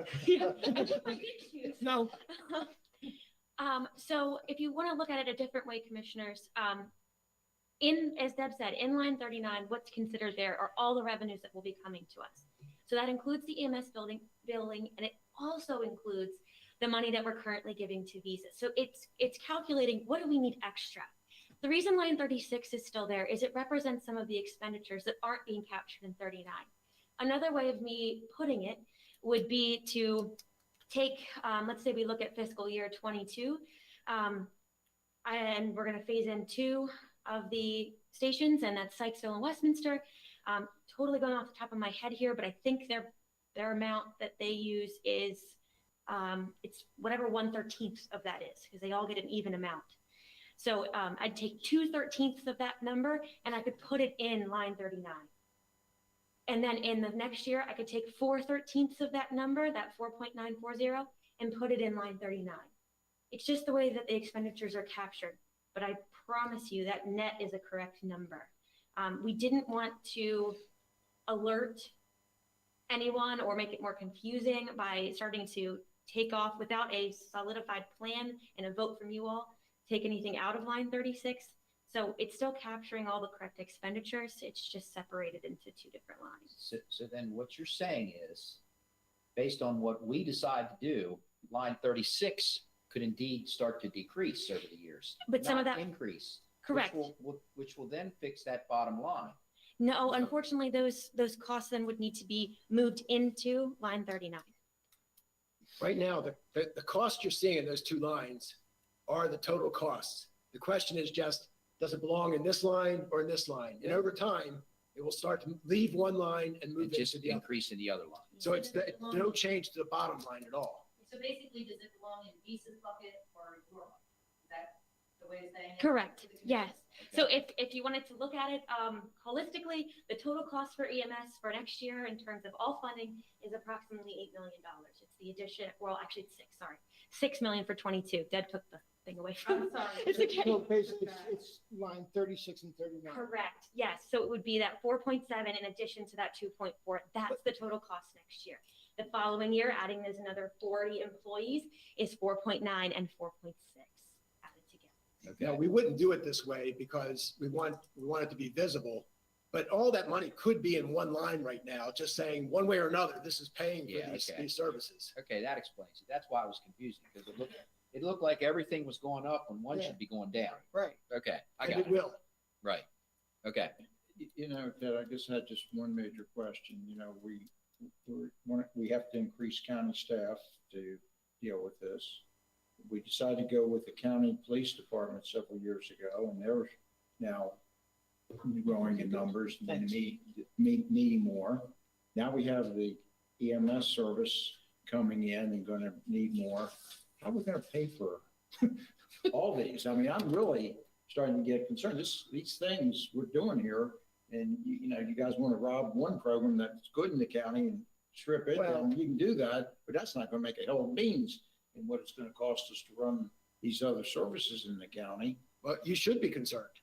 I mean, Thanks. You've been on Which- this list for We have, which is exactly why I mentioned in my priorities to back off a little bit and start phasing this in instead of all in with Westminster and Sykesville. Here we go.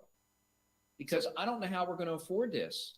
but I guess my question is, if we phase that in, are we saving ourselves money? If so, how much money are we saving to the bottom lines? And what do you mean by phasing in? Yeah, Is it Well, in other phasing words, in? not hiring 60 people out of the gate, hiring 30. 14 people in vehicles to help supplement the ambulances.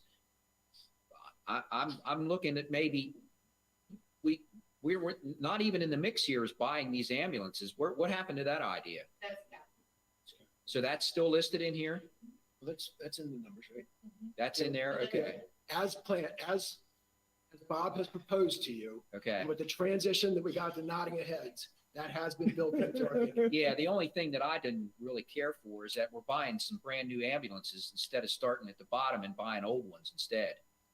Yeah, well, I don't want to, speak for Bob on this, but, if there's a genuine concern that a company has an ambulance that is going to need to be replaced, even though 2 years from now, we're going to be taking over, I would say there's room for us to talk about, well, how do we deal with that situation? Right. That was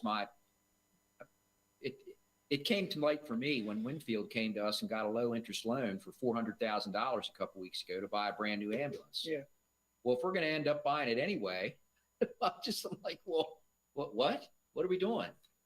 That's when it came to light for me. Sure, and as Ted said, that can be a discussion, that seemed a little hard But- for at that time.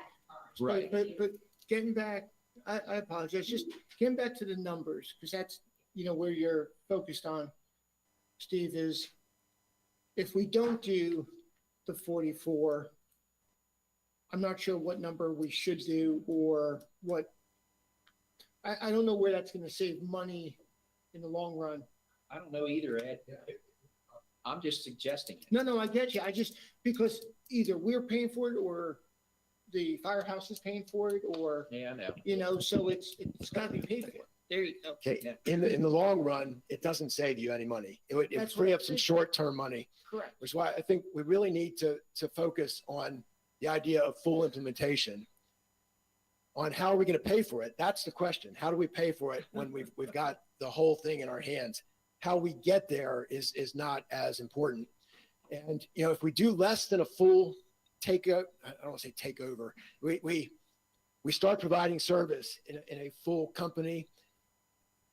If we still have some combination of depending on volunteers and us providing service, then we complicate all these questions of whose ambulance billing revenue is it? It all gets more difficult.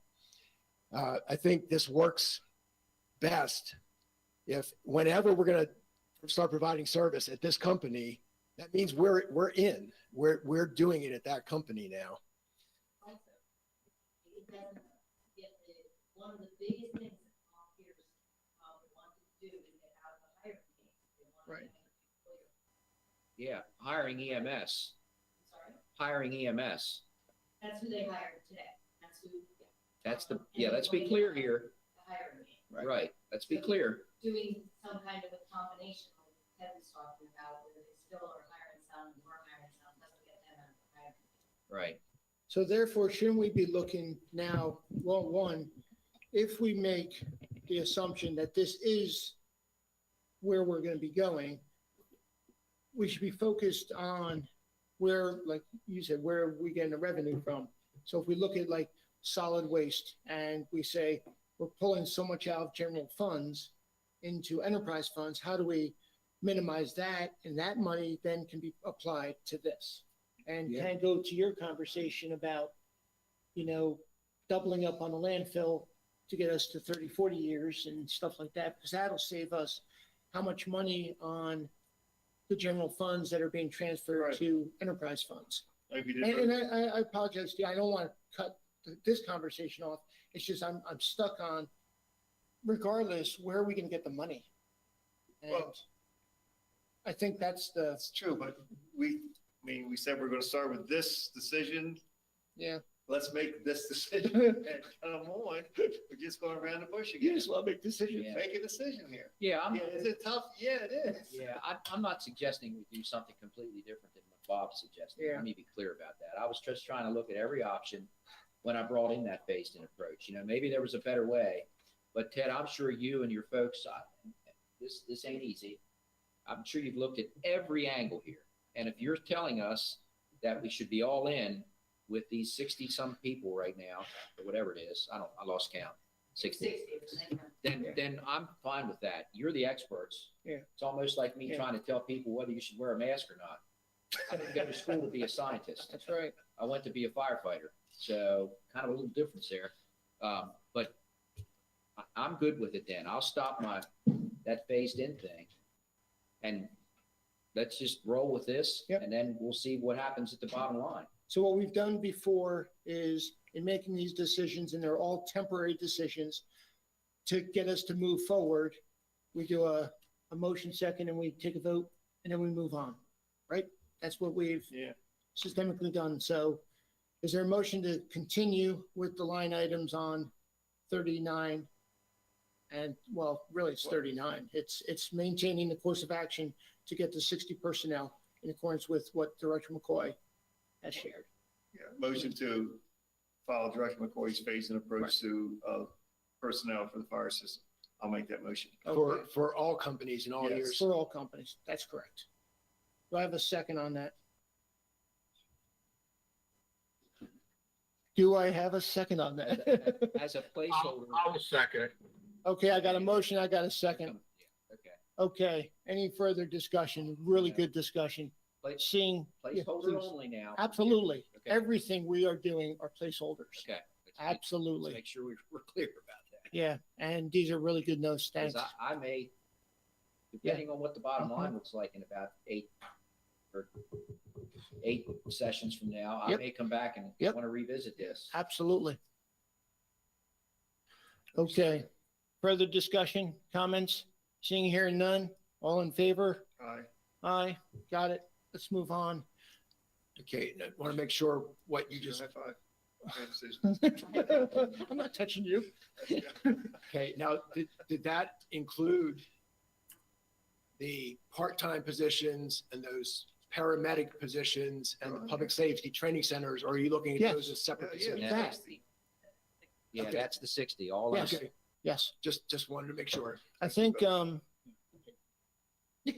if we can move to, Want my credit card or what? What do you? the solid waste management, Is and that the only decision we have to make on the fire and Yes. EMS right now to move forward? Well, if that covers all those pieces, the only other thing that I would say you might want to consider is the HR positions.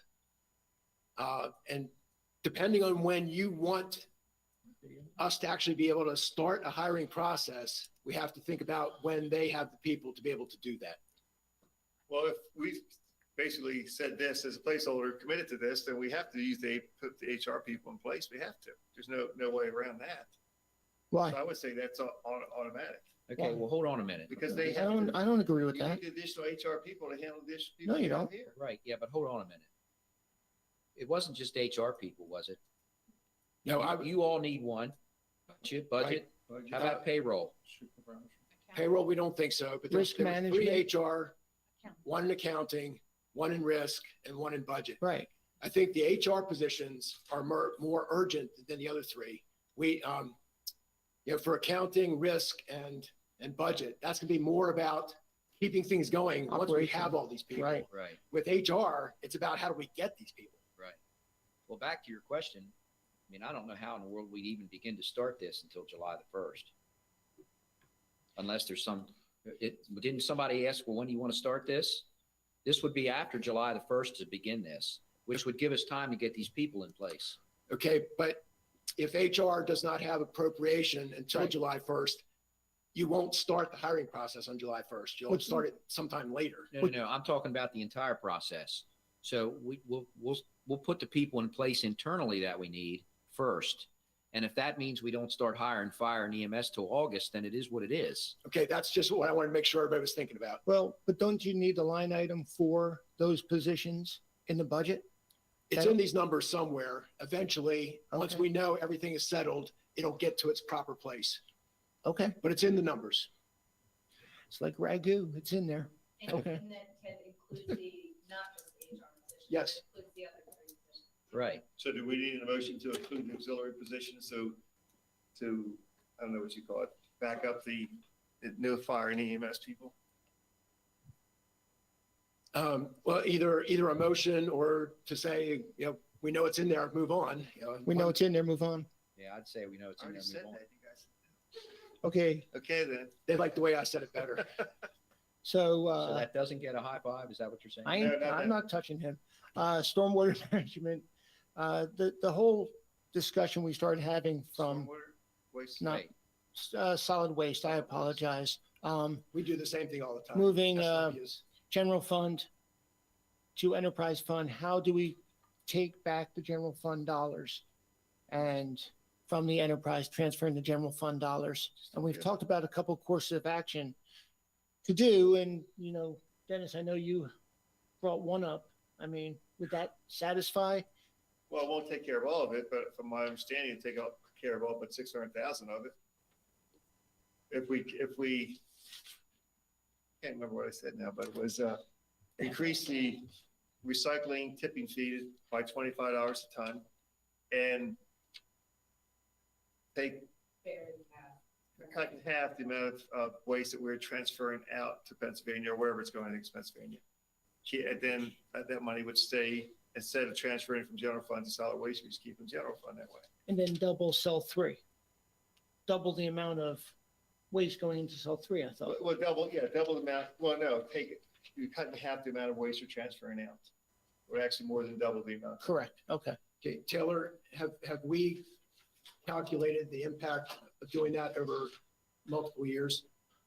So I've had a couple scenarios running, so Commissioner Frazier, can you just confirm for me again what the parameters of that one was? Right, like into $55 a ton. okay. And then, I don't know how much waste we're transferring out. I don't have that figure. We're planning to do 10,000 tons.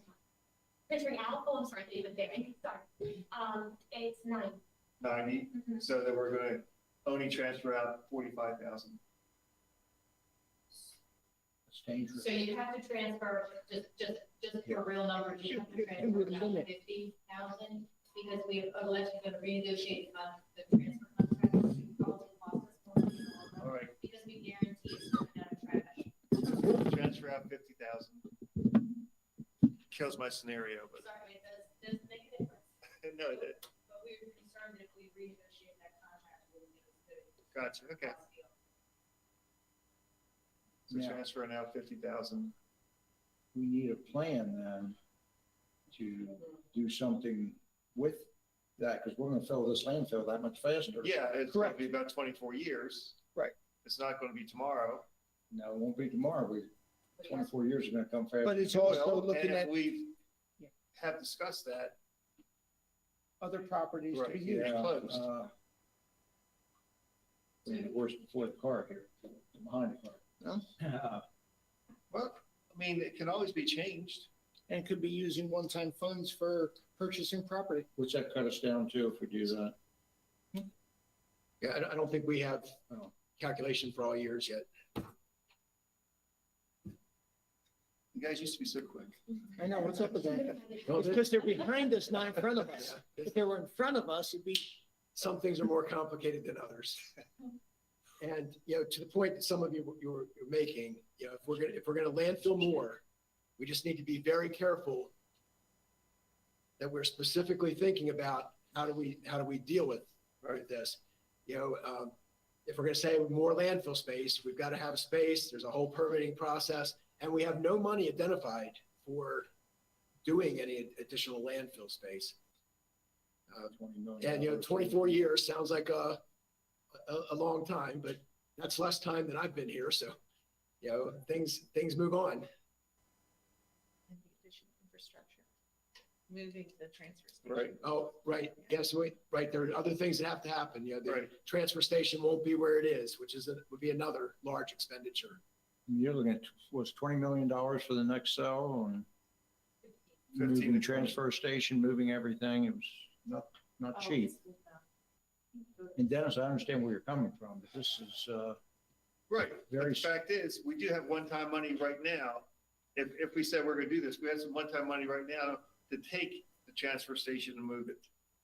At least that part, the other cell doesn't have to be, I don't even know what they do to it, dugout or whatever they do to it for, I think, 8 years. And yes, we need to plan for that, but it doesn't have to be done right now. this could be a risky move. I mean, you really got to watch it. Okay, but what other choice do we have? It's freeing up ongoing general fund dollars.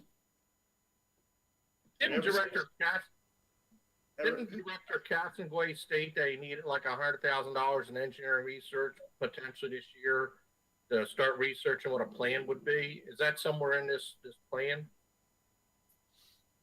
He said, what again? What'd you say? 100,000 to do what, Eric? Yeah, I thought that Director Castonguay had mentioned last week or the week before that he'd need around $100,000 to commission some engineering to do the study of the whole site and the proposal.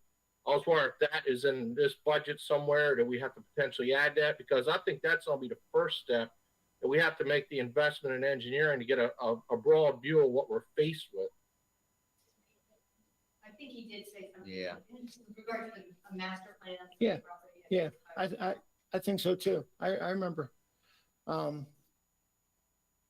don't know. Okay, and when we talk about a master plan, there's a couple big pieces to this. One is identifying more landfill space. And what you've already heard is on land we own, there's not a whole lot more landfill Right. space. Then the other part is where are the other pieces? The transfer station, where are the drop-offs, where are the roads?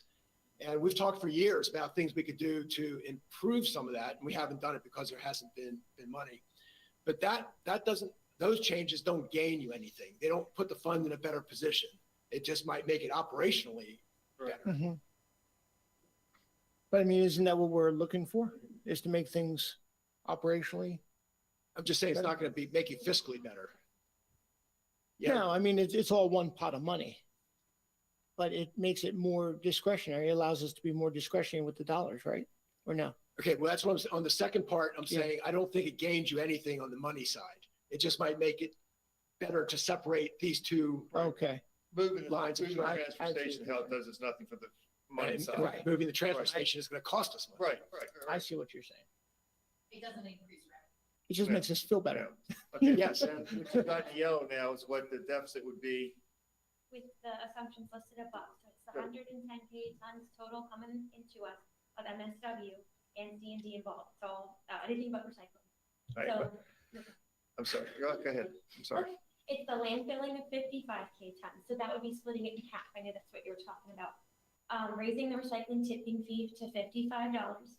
We also thought with this, and this has been through Cliff and other DPW staff, but we'd probably need 2 additional employees because we are significantly increasing the amount of landfilling that we're doing.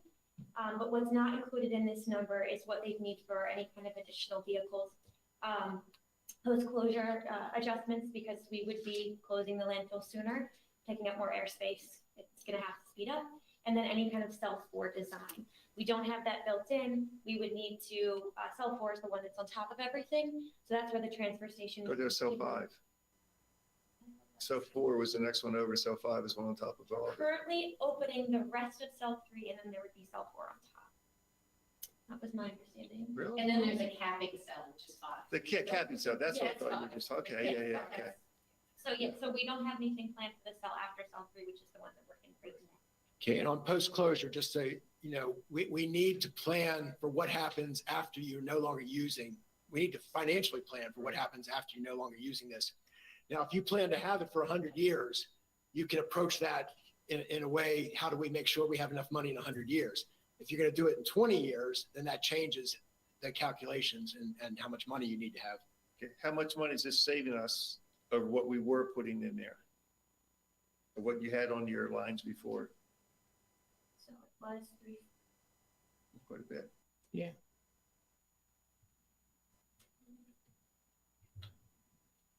Yeah, I didn't realize it's like it was $2 million. Get that 2 million from Ag President Rodeo. He said it.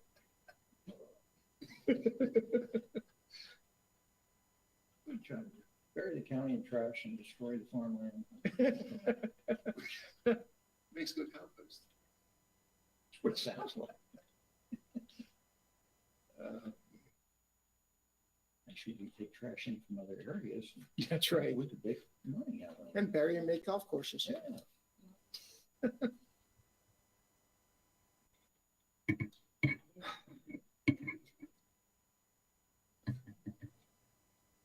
Okay, Taylor's doing all the work. We're gonna have to like get these ladies engaged.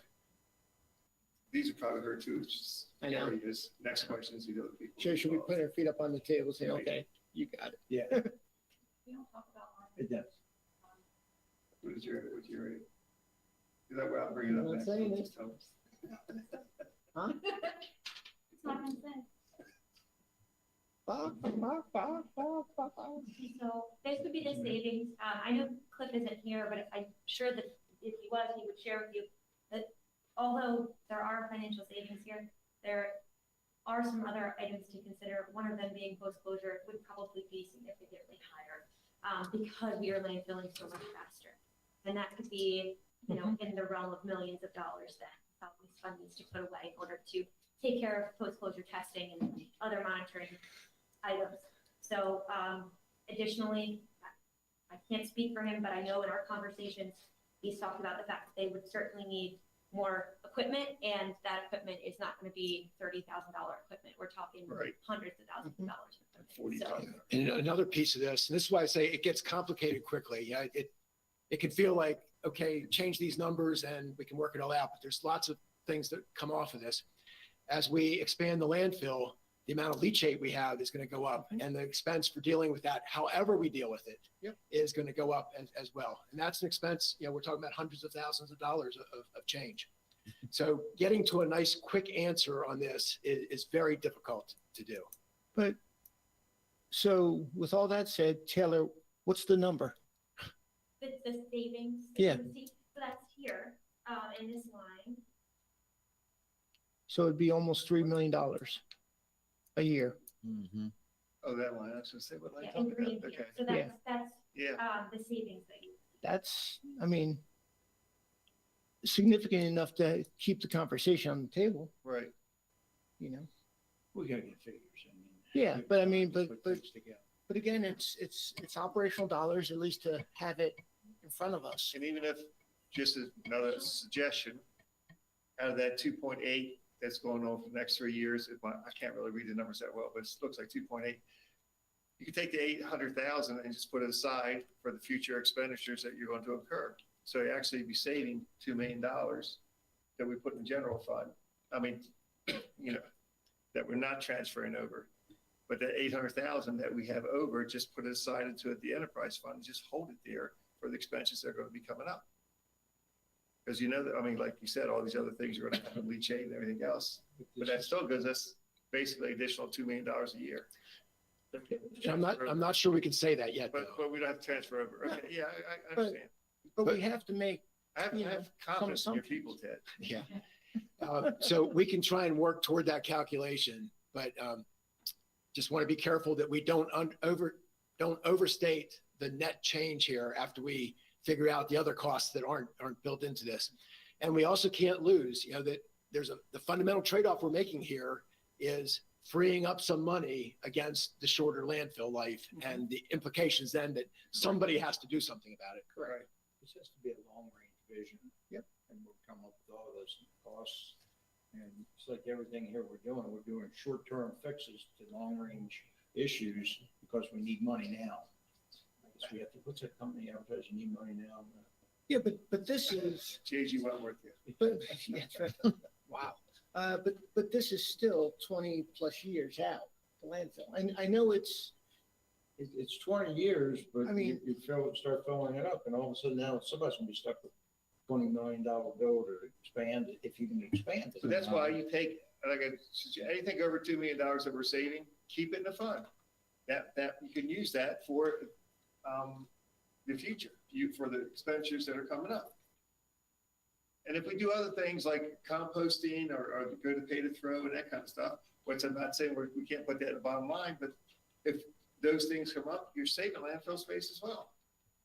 Okay, we need to work with Public Works and with the comptroller on this number. But Taylor thinks by Thursday, we could get you a number that will be Even higher. closer to, you know, what you might actually be able to realize from this. I agree. We really have to have numbers. to deal Okay. with in this. There's so many variables.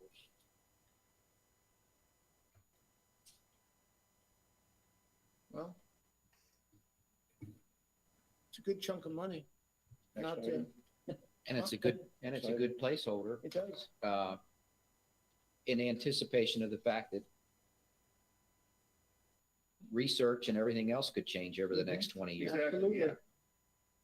You know, who knows? Oh, yeah. Somebody, I can't imagine that there's not some brilliant scientist out there right now coming up with a plan to get rid of trash, because it's not Absolutely. just our problem, No, it's everybody's problem. So there's got to be some kind of a different approach within the next 10 years, I would think. There's got to be. You know, and I hope you're 6 right. Years ago. Yeah, well, I hope you're right, but people have been saying the same thing I know. for a long time. We've Yeah. been battling with this for 6 years now, and we're no further ahead. Not for 6 years, for It's 20 the years. first time we've taken a step forward to really yes. solve the problem, but we have to, and this can't go on much longer. We have to take a strong stand on where we're going, what we're doing with this, and Okay, with a lot of things. And this, so, we all agree keeping this as a placeholder? I think so. Okay. Eric, good, okay. until I- Thursday. well, until yeah. Thursday. And, I guess, you know, Okay, can you make those numbers a little bigger? Yeah. Because I can't see that. Actually, let me make some. And you all laughed at me when I got up this morning and went up there and looked at it. Yeah, actually, I laugh pictures. at you when you sit down, when you get up. Well, It that's doesn't- true. So yeah, Okay. I think, Is this the same size we were using last year? Last year I could see this. Actually, she makes it a little smaller every year, just above you.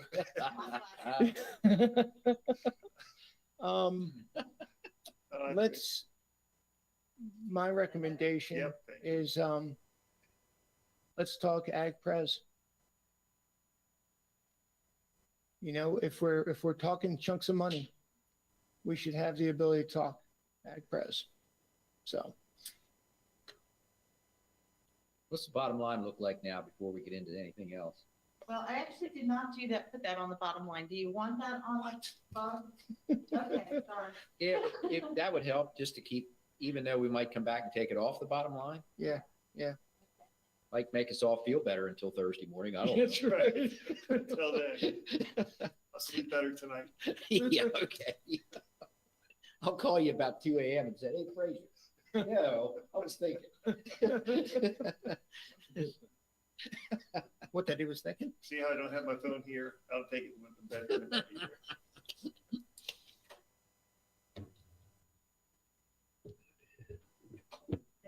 Man, it was Okay, better. so it got us 3 million closer in FY '27.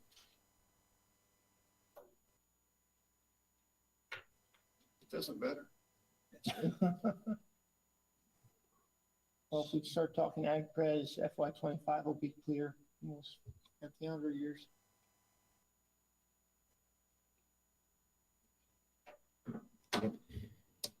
But keep in mind, we're doing all this stuff to make this bottom line look good, but yet we haven't addressed anything that anybody's asked for, No, about you're what right. they're getting. No, we're talking about cutting and finding, So while everybody's Isn't it? giddy that's watching going, hey, Yeah. look, it's getting, Yeah. we haven't even started with Yeah. anything No, that I know. anybody's asking for I know. yet. And that's going to make the bottom line go, Yeah, but now we know how far it can go like that. Well, what is the risk involved?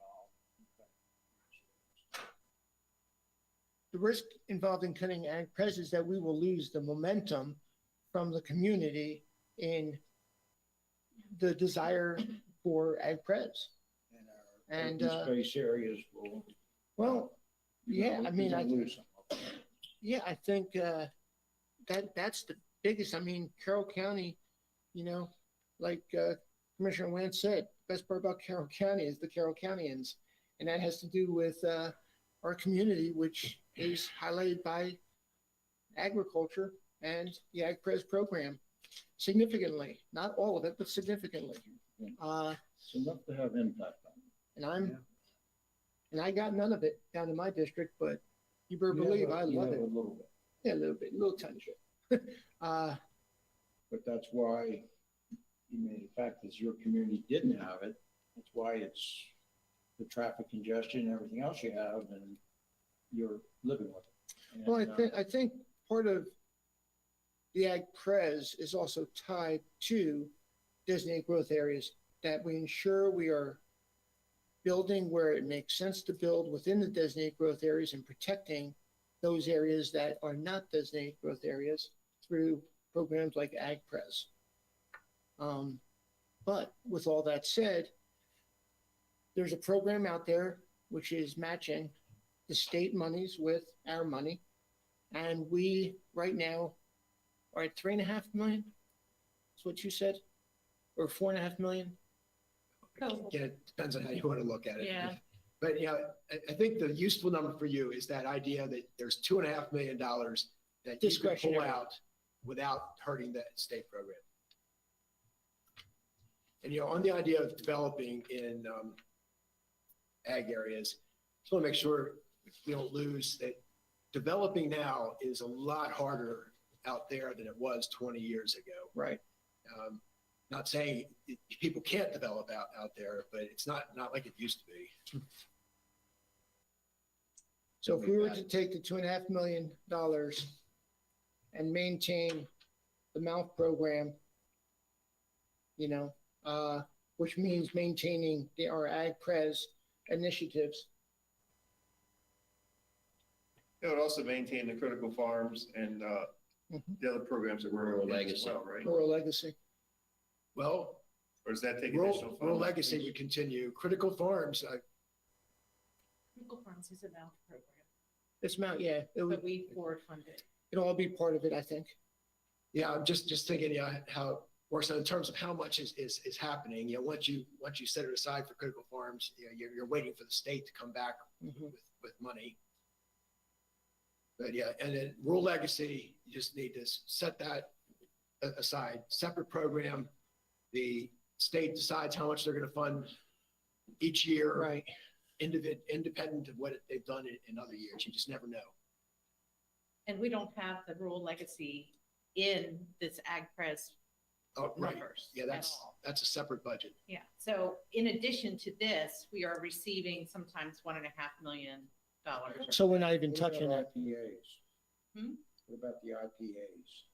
Now, it will, taking away the cash could impact your IPA program because we can't bond an IPA program. It'll take away from a future program. It doesn't take away from what we already owe. We're already Exactly. The paying out. debt service Right. funding is still there to service the IPAs that have already been purchased, have already settled. We do have, though, also ag transfer tax in here, which is cash, and that's dedicated to the ag pres program. And I think that's about 300,000 a year, which can be used for IPA programs, because that's cash. We just can't bond, any IPAs. Although we'd have to be careful with that though, because that, even if it's been 300,000 a year, there's no guarantee of the future on that. Ag transfer tax happens when land that's been in ag comes out. So you're dependent on somebody selling their land. And we don't know for sure that next year anybody will. They probably will. You don't know. Yeah, you couldn't use it to support the ongoing debt service associated with it, but Right. it would be available for an easement, but not the, And we have been in times where ag transfer tax was probably down to $50,000. Oh, yeah. So can I ask a question here? What are we attempting to do? And you're suggesting that we pull 2.5 million out, which makes 23, 4, and 5, or 2, 3, 4, and 5 look good. Barely makes a dent in 6 and 7. Right. So Well, what So what are you trying to do here? What I'm trying to do is look at all of the discretionary funding that we have, and the ability to pull from it if we're not willing to bring more revenue into the county. Because then, as you said earlier, just a few minutes ago, we haven't even touched the requirements. Right. You know, These so- little things that we're doing though, So I'm just looking at, I'm just looking at it from one direction, and that's, you know, if we're not willing to pull in revenue, then we'd have to be willing to, you know, reduce expenditures. We can only That- reduce expenditures of that's things fine, that are but you're not- discretionary. But you're not making it, you're not doing anything for 6 and 7. So Well, at some point, somebody's gonna have to make a decision. oh, I understand. I'm just looking Right at, now, we're just putting a Band-Aid on stuff, oh, I know. I'm just looking at what discretionary funds do we have? which I don't know if I want to touch AgPres. Oh, I don't either. I mean, I'm not defining, I mean, I'm just saying, we gotta look at Right. where we have discretionary dollars and where those big chunks of discretionary dollars lie to at least consider as we're looking at higher priorities that may be in front of us as we all talked about salaries. So you if know, we or make two, compensation. if we keep pulling stuff out and, you know, if we add another 2 million here and that adjusts that bottom line. And then we start looking at things that people want. Yep. Okay, we're gonna be okay with some of those things for 2, 3. Yep. But probably not 4, 5, 6, and 7. Yep. At all, That's correct. which does what? So what have you accomplished? What it accomplishes, well, are these the highest priorities that we have right now? Or are the things that we listed earlier, you know, when we started this session, now become a higher priority? Like compensation Right. is now a higher priority to me than the, well, the NAGPRES. So you're looking. People- one to me, year instead of people- 20 years. What's that? You're looking 1 to 2 years rather than 20 years. I'm looking at people right now as the highest priority. We're really sucking right now in recruiting and retaining a strong enough workforce across the board. How do we do that? We need discretionary dollars to put into that. And the only way we're going to do that is by cutting significant programs like not cutting, but minimizing AgPres or other things that we talked about. And I agree with that. My point is, that's a temporary fix. I know. Oh, I don't disagree with that. I 100% So agree. why, so Wait, what do you mean it's a temporary fix? because 5, 6, 7, 4, 5, 6, and 7 are still gonna get whacked. Right. And Just like next year, last you're year. gonna be back here working. But it's not a fix, so it's not a temporary fix, but it gets us closer. Yeah. To fixing it. And part of what I think we need to keep in our minds is wherever we end up on this, we've got to be thinking that somewhere we get back into balance. We I know. can't continue on saying we don't know how we're gonna pay this. So if this ends up being 5 instead of 10, at least we're better off. If this gets to 2, we haven't solved the problem, but at least it becomes more in reach. But unfortunately, right now, we're nowhere near it, and we haven't even touched our priorities Right. that we're going to be hitting. So, yeah, no, I agree. But honestly, that's my logical thinking is how do we look at discretionary dollars Right. to Right. then have the ability to focus on our priorities? So the bottom line here for me is this, we can do a little bit of that. I don't know if I'd Yeah. take 2.5 mil out. I might be willing to take 1 mil out of it, maybe. That would help that bottom line a little bit across there. Keeping in mind that when we get to the end of this by May the 1st, It may go right back in. 5, or 6 and 7, 6 might be a little better, 7 won't be at all. I agree. Because Absolutely. even if we put pay raises in here I know, above what we've already got put in, I know. it's going to make that. So then I would suggest that right now we're focused on making sure we're okay for 2, 3, and 4, closer with 5, Mhm. and 6 and 7 are going to be what they are. Is Right. it 2 years ago, didn't we move money Yeah. from like 22, 23 and pushed them to the out years? Didn't we do that? Yeah, we've done that a couple Because we times. did that with the school raises. I mean, moving one-time money? Yeah, well, Move money from the bottom line. From the Let's bottom say line. We've done all of what we're going to do. We give our Yeah. 2%, remember we everything did else. that? At the end, we have Yeah. a couple $1 million in FY '22 and '23. What we've done in the past, we've taken that couple $1 million and moved it to the out years to balance them out. I know you don't like that, but it does balance them out. Okay, but it doesn't. It's just hiding what's happening. I told you. he was gonna Even go. if we, this is so much pleasure. Now he came off his chair. See what you did? You need the microphone. And made these negatives go away. It doesn't change that in this year, it's going to be a negative $7 million or something like that. We've made it look like we fixed it when we haven't. That makes us Yeah, feel I good. understand. I do understand. And we do agree with you And- 100%. Right. Really, I think honestly, Yeah. and it's I not that agree we're too. joshing, but I'm suggesting that we're not going to fix it.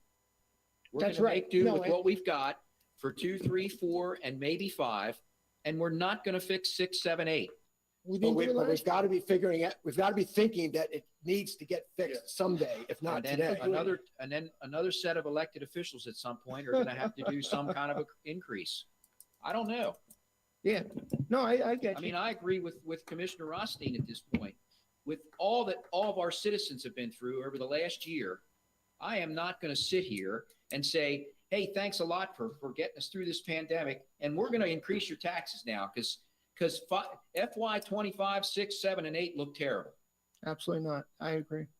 Okay, and I don't want anybody to think I'm making that argument I'm either. not No, saying no, no, that. you are I'm- not. I'm merely speaking You're for not. us, Ted, not No, you, you're not. us. But, And you know, I'm not going to do that. for people who are listening though,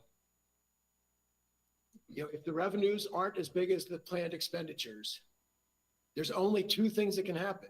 We create more revenue or we spend less money. That's correct. Neither is desirable, Right. but there are no other choices. I know. And if our priority, which we haven't even touched yet, is focused on people and compensation of the workforce, and you're right, we're getting all these emails from all these other folks, around pay raises we get it. But that is one of our priorities across the board. We will start focusing on that. I think what we need to do now for the next however few minutes we want is look at the discretionary dollars that we have within our budget today and make decisions on whether or not they should be considered for adjustments. So Ag Pres, we can go up to $2.5 million.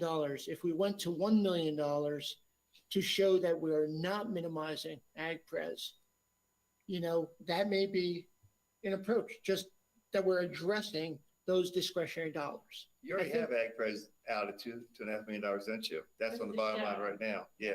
So if you change it to 1, then you're gonna, Change it to 1. but then, all right, there's bottom lines, each gonna change Yeah, by it will. $1.5 million going in the wrong direction. Yeah, but I'm just saying. yeah, but the fact is, we're addressing a large chunk of money that's within our budget that we cannot not address. And that's what I think is important for the community and for all of us to see. And so with that said, now I'm thinking, what other discretionary chunks of money that are significant?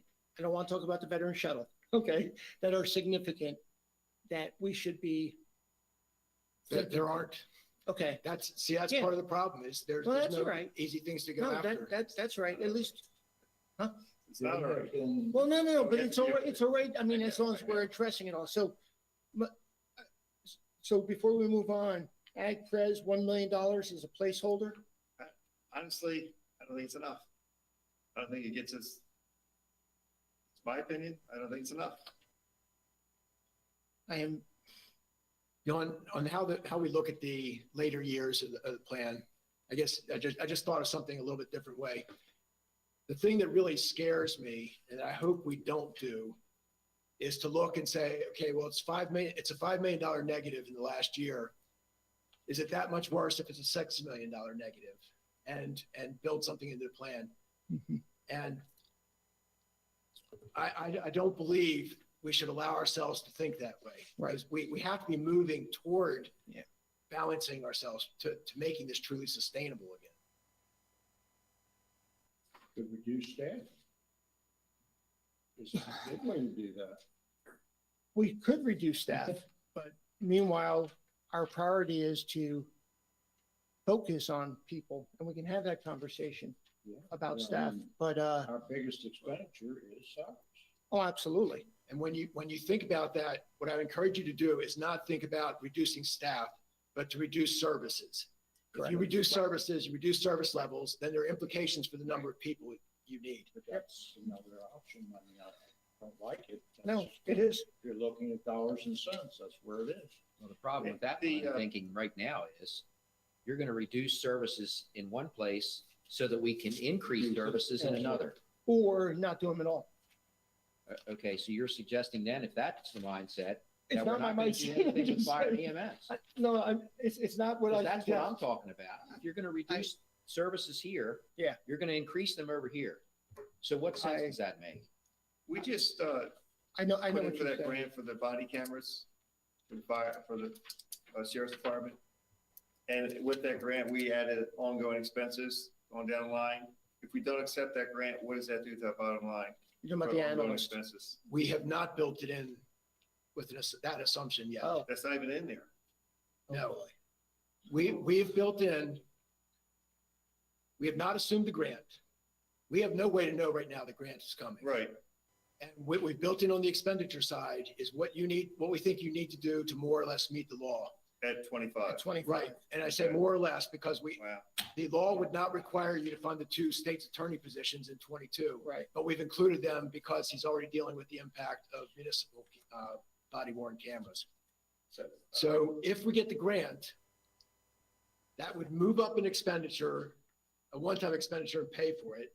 It would start the clock earlier on Right. replacing all those cameras. It would start the clock earlier on all the positions that we would be And looking it would take basically $1 million off the bottom line of FY 22, 23, 24. Because we weren't expecting to pay that until 25. Yes, it So would each make, one of them correct. is decreased by $1 million. Correct. right, they're all worse off. So ag pres, And we're back to that. well, I just think, I think it's just a large chunk of money that we have to address whether we want to touch it or not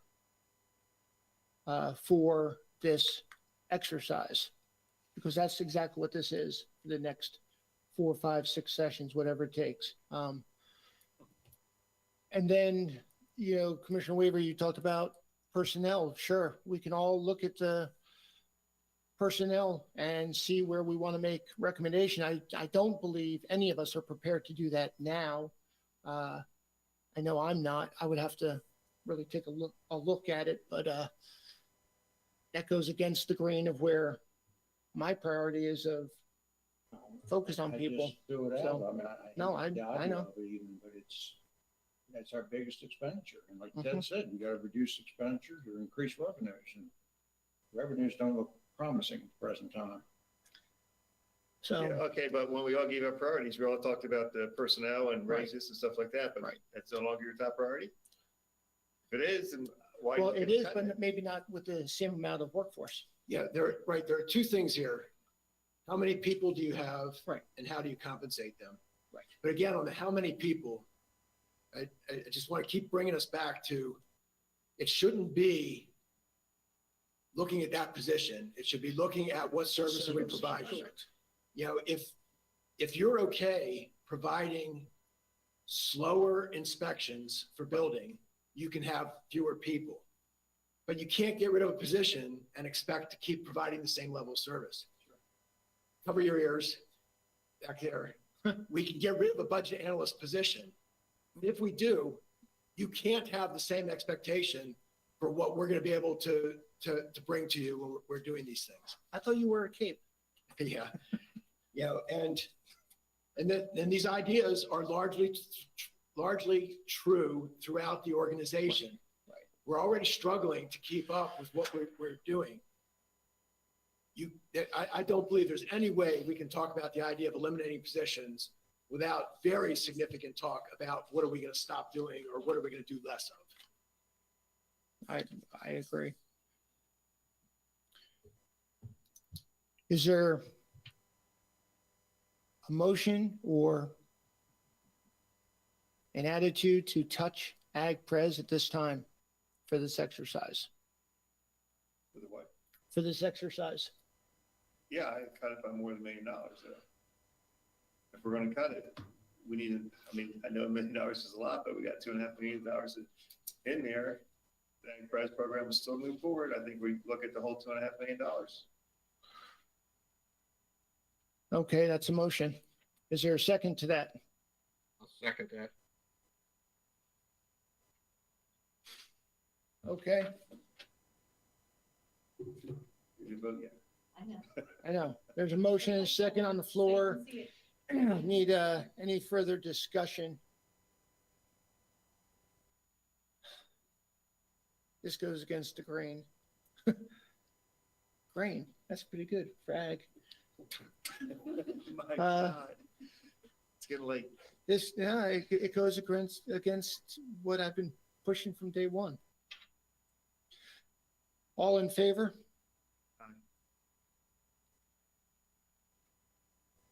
Okay, we got 2. Opposed? No. No. I make a motion that we cut it by 1 million.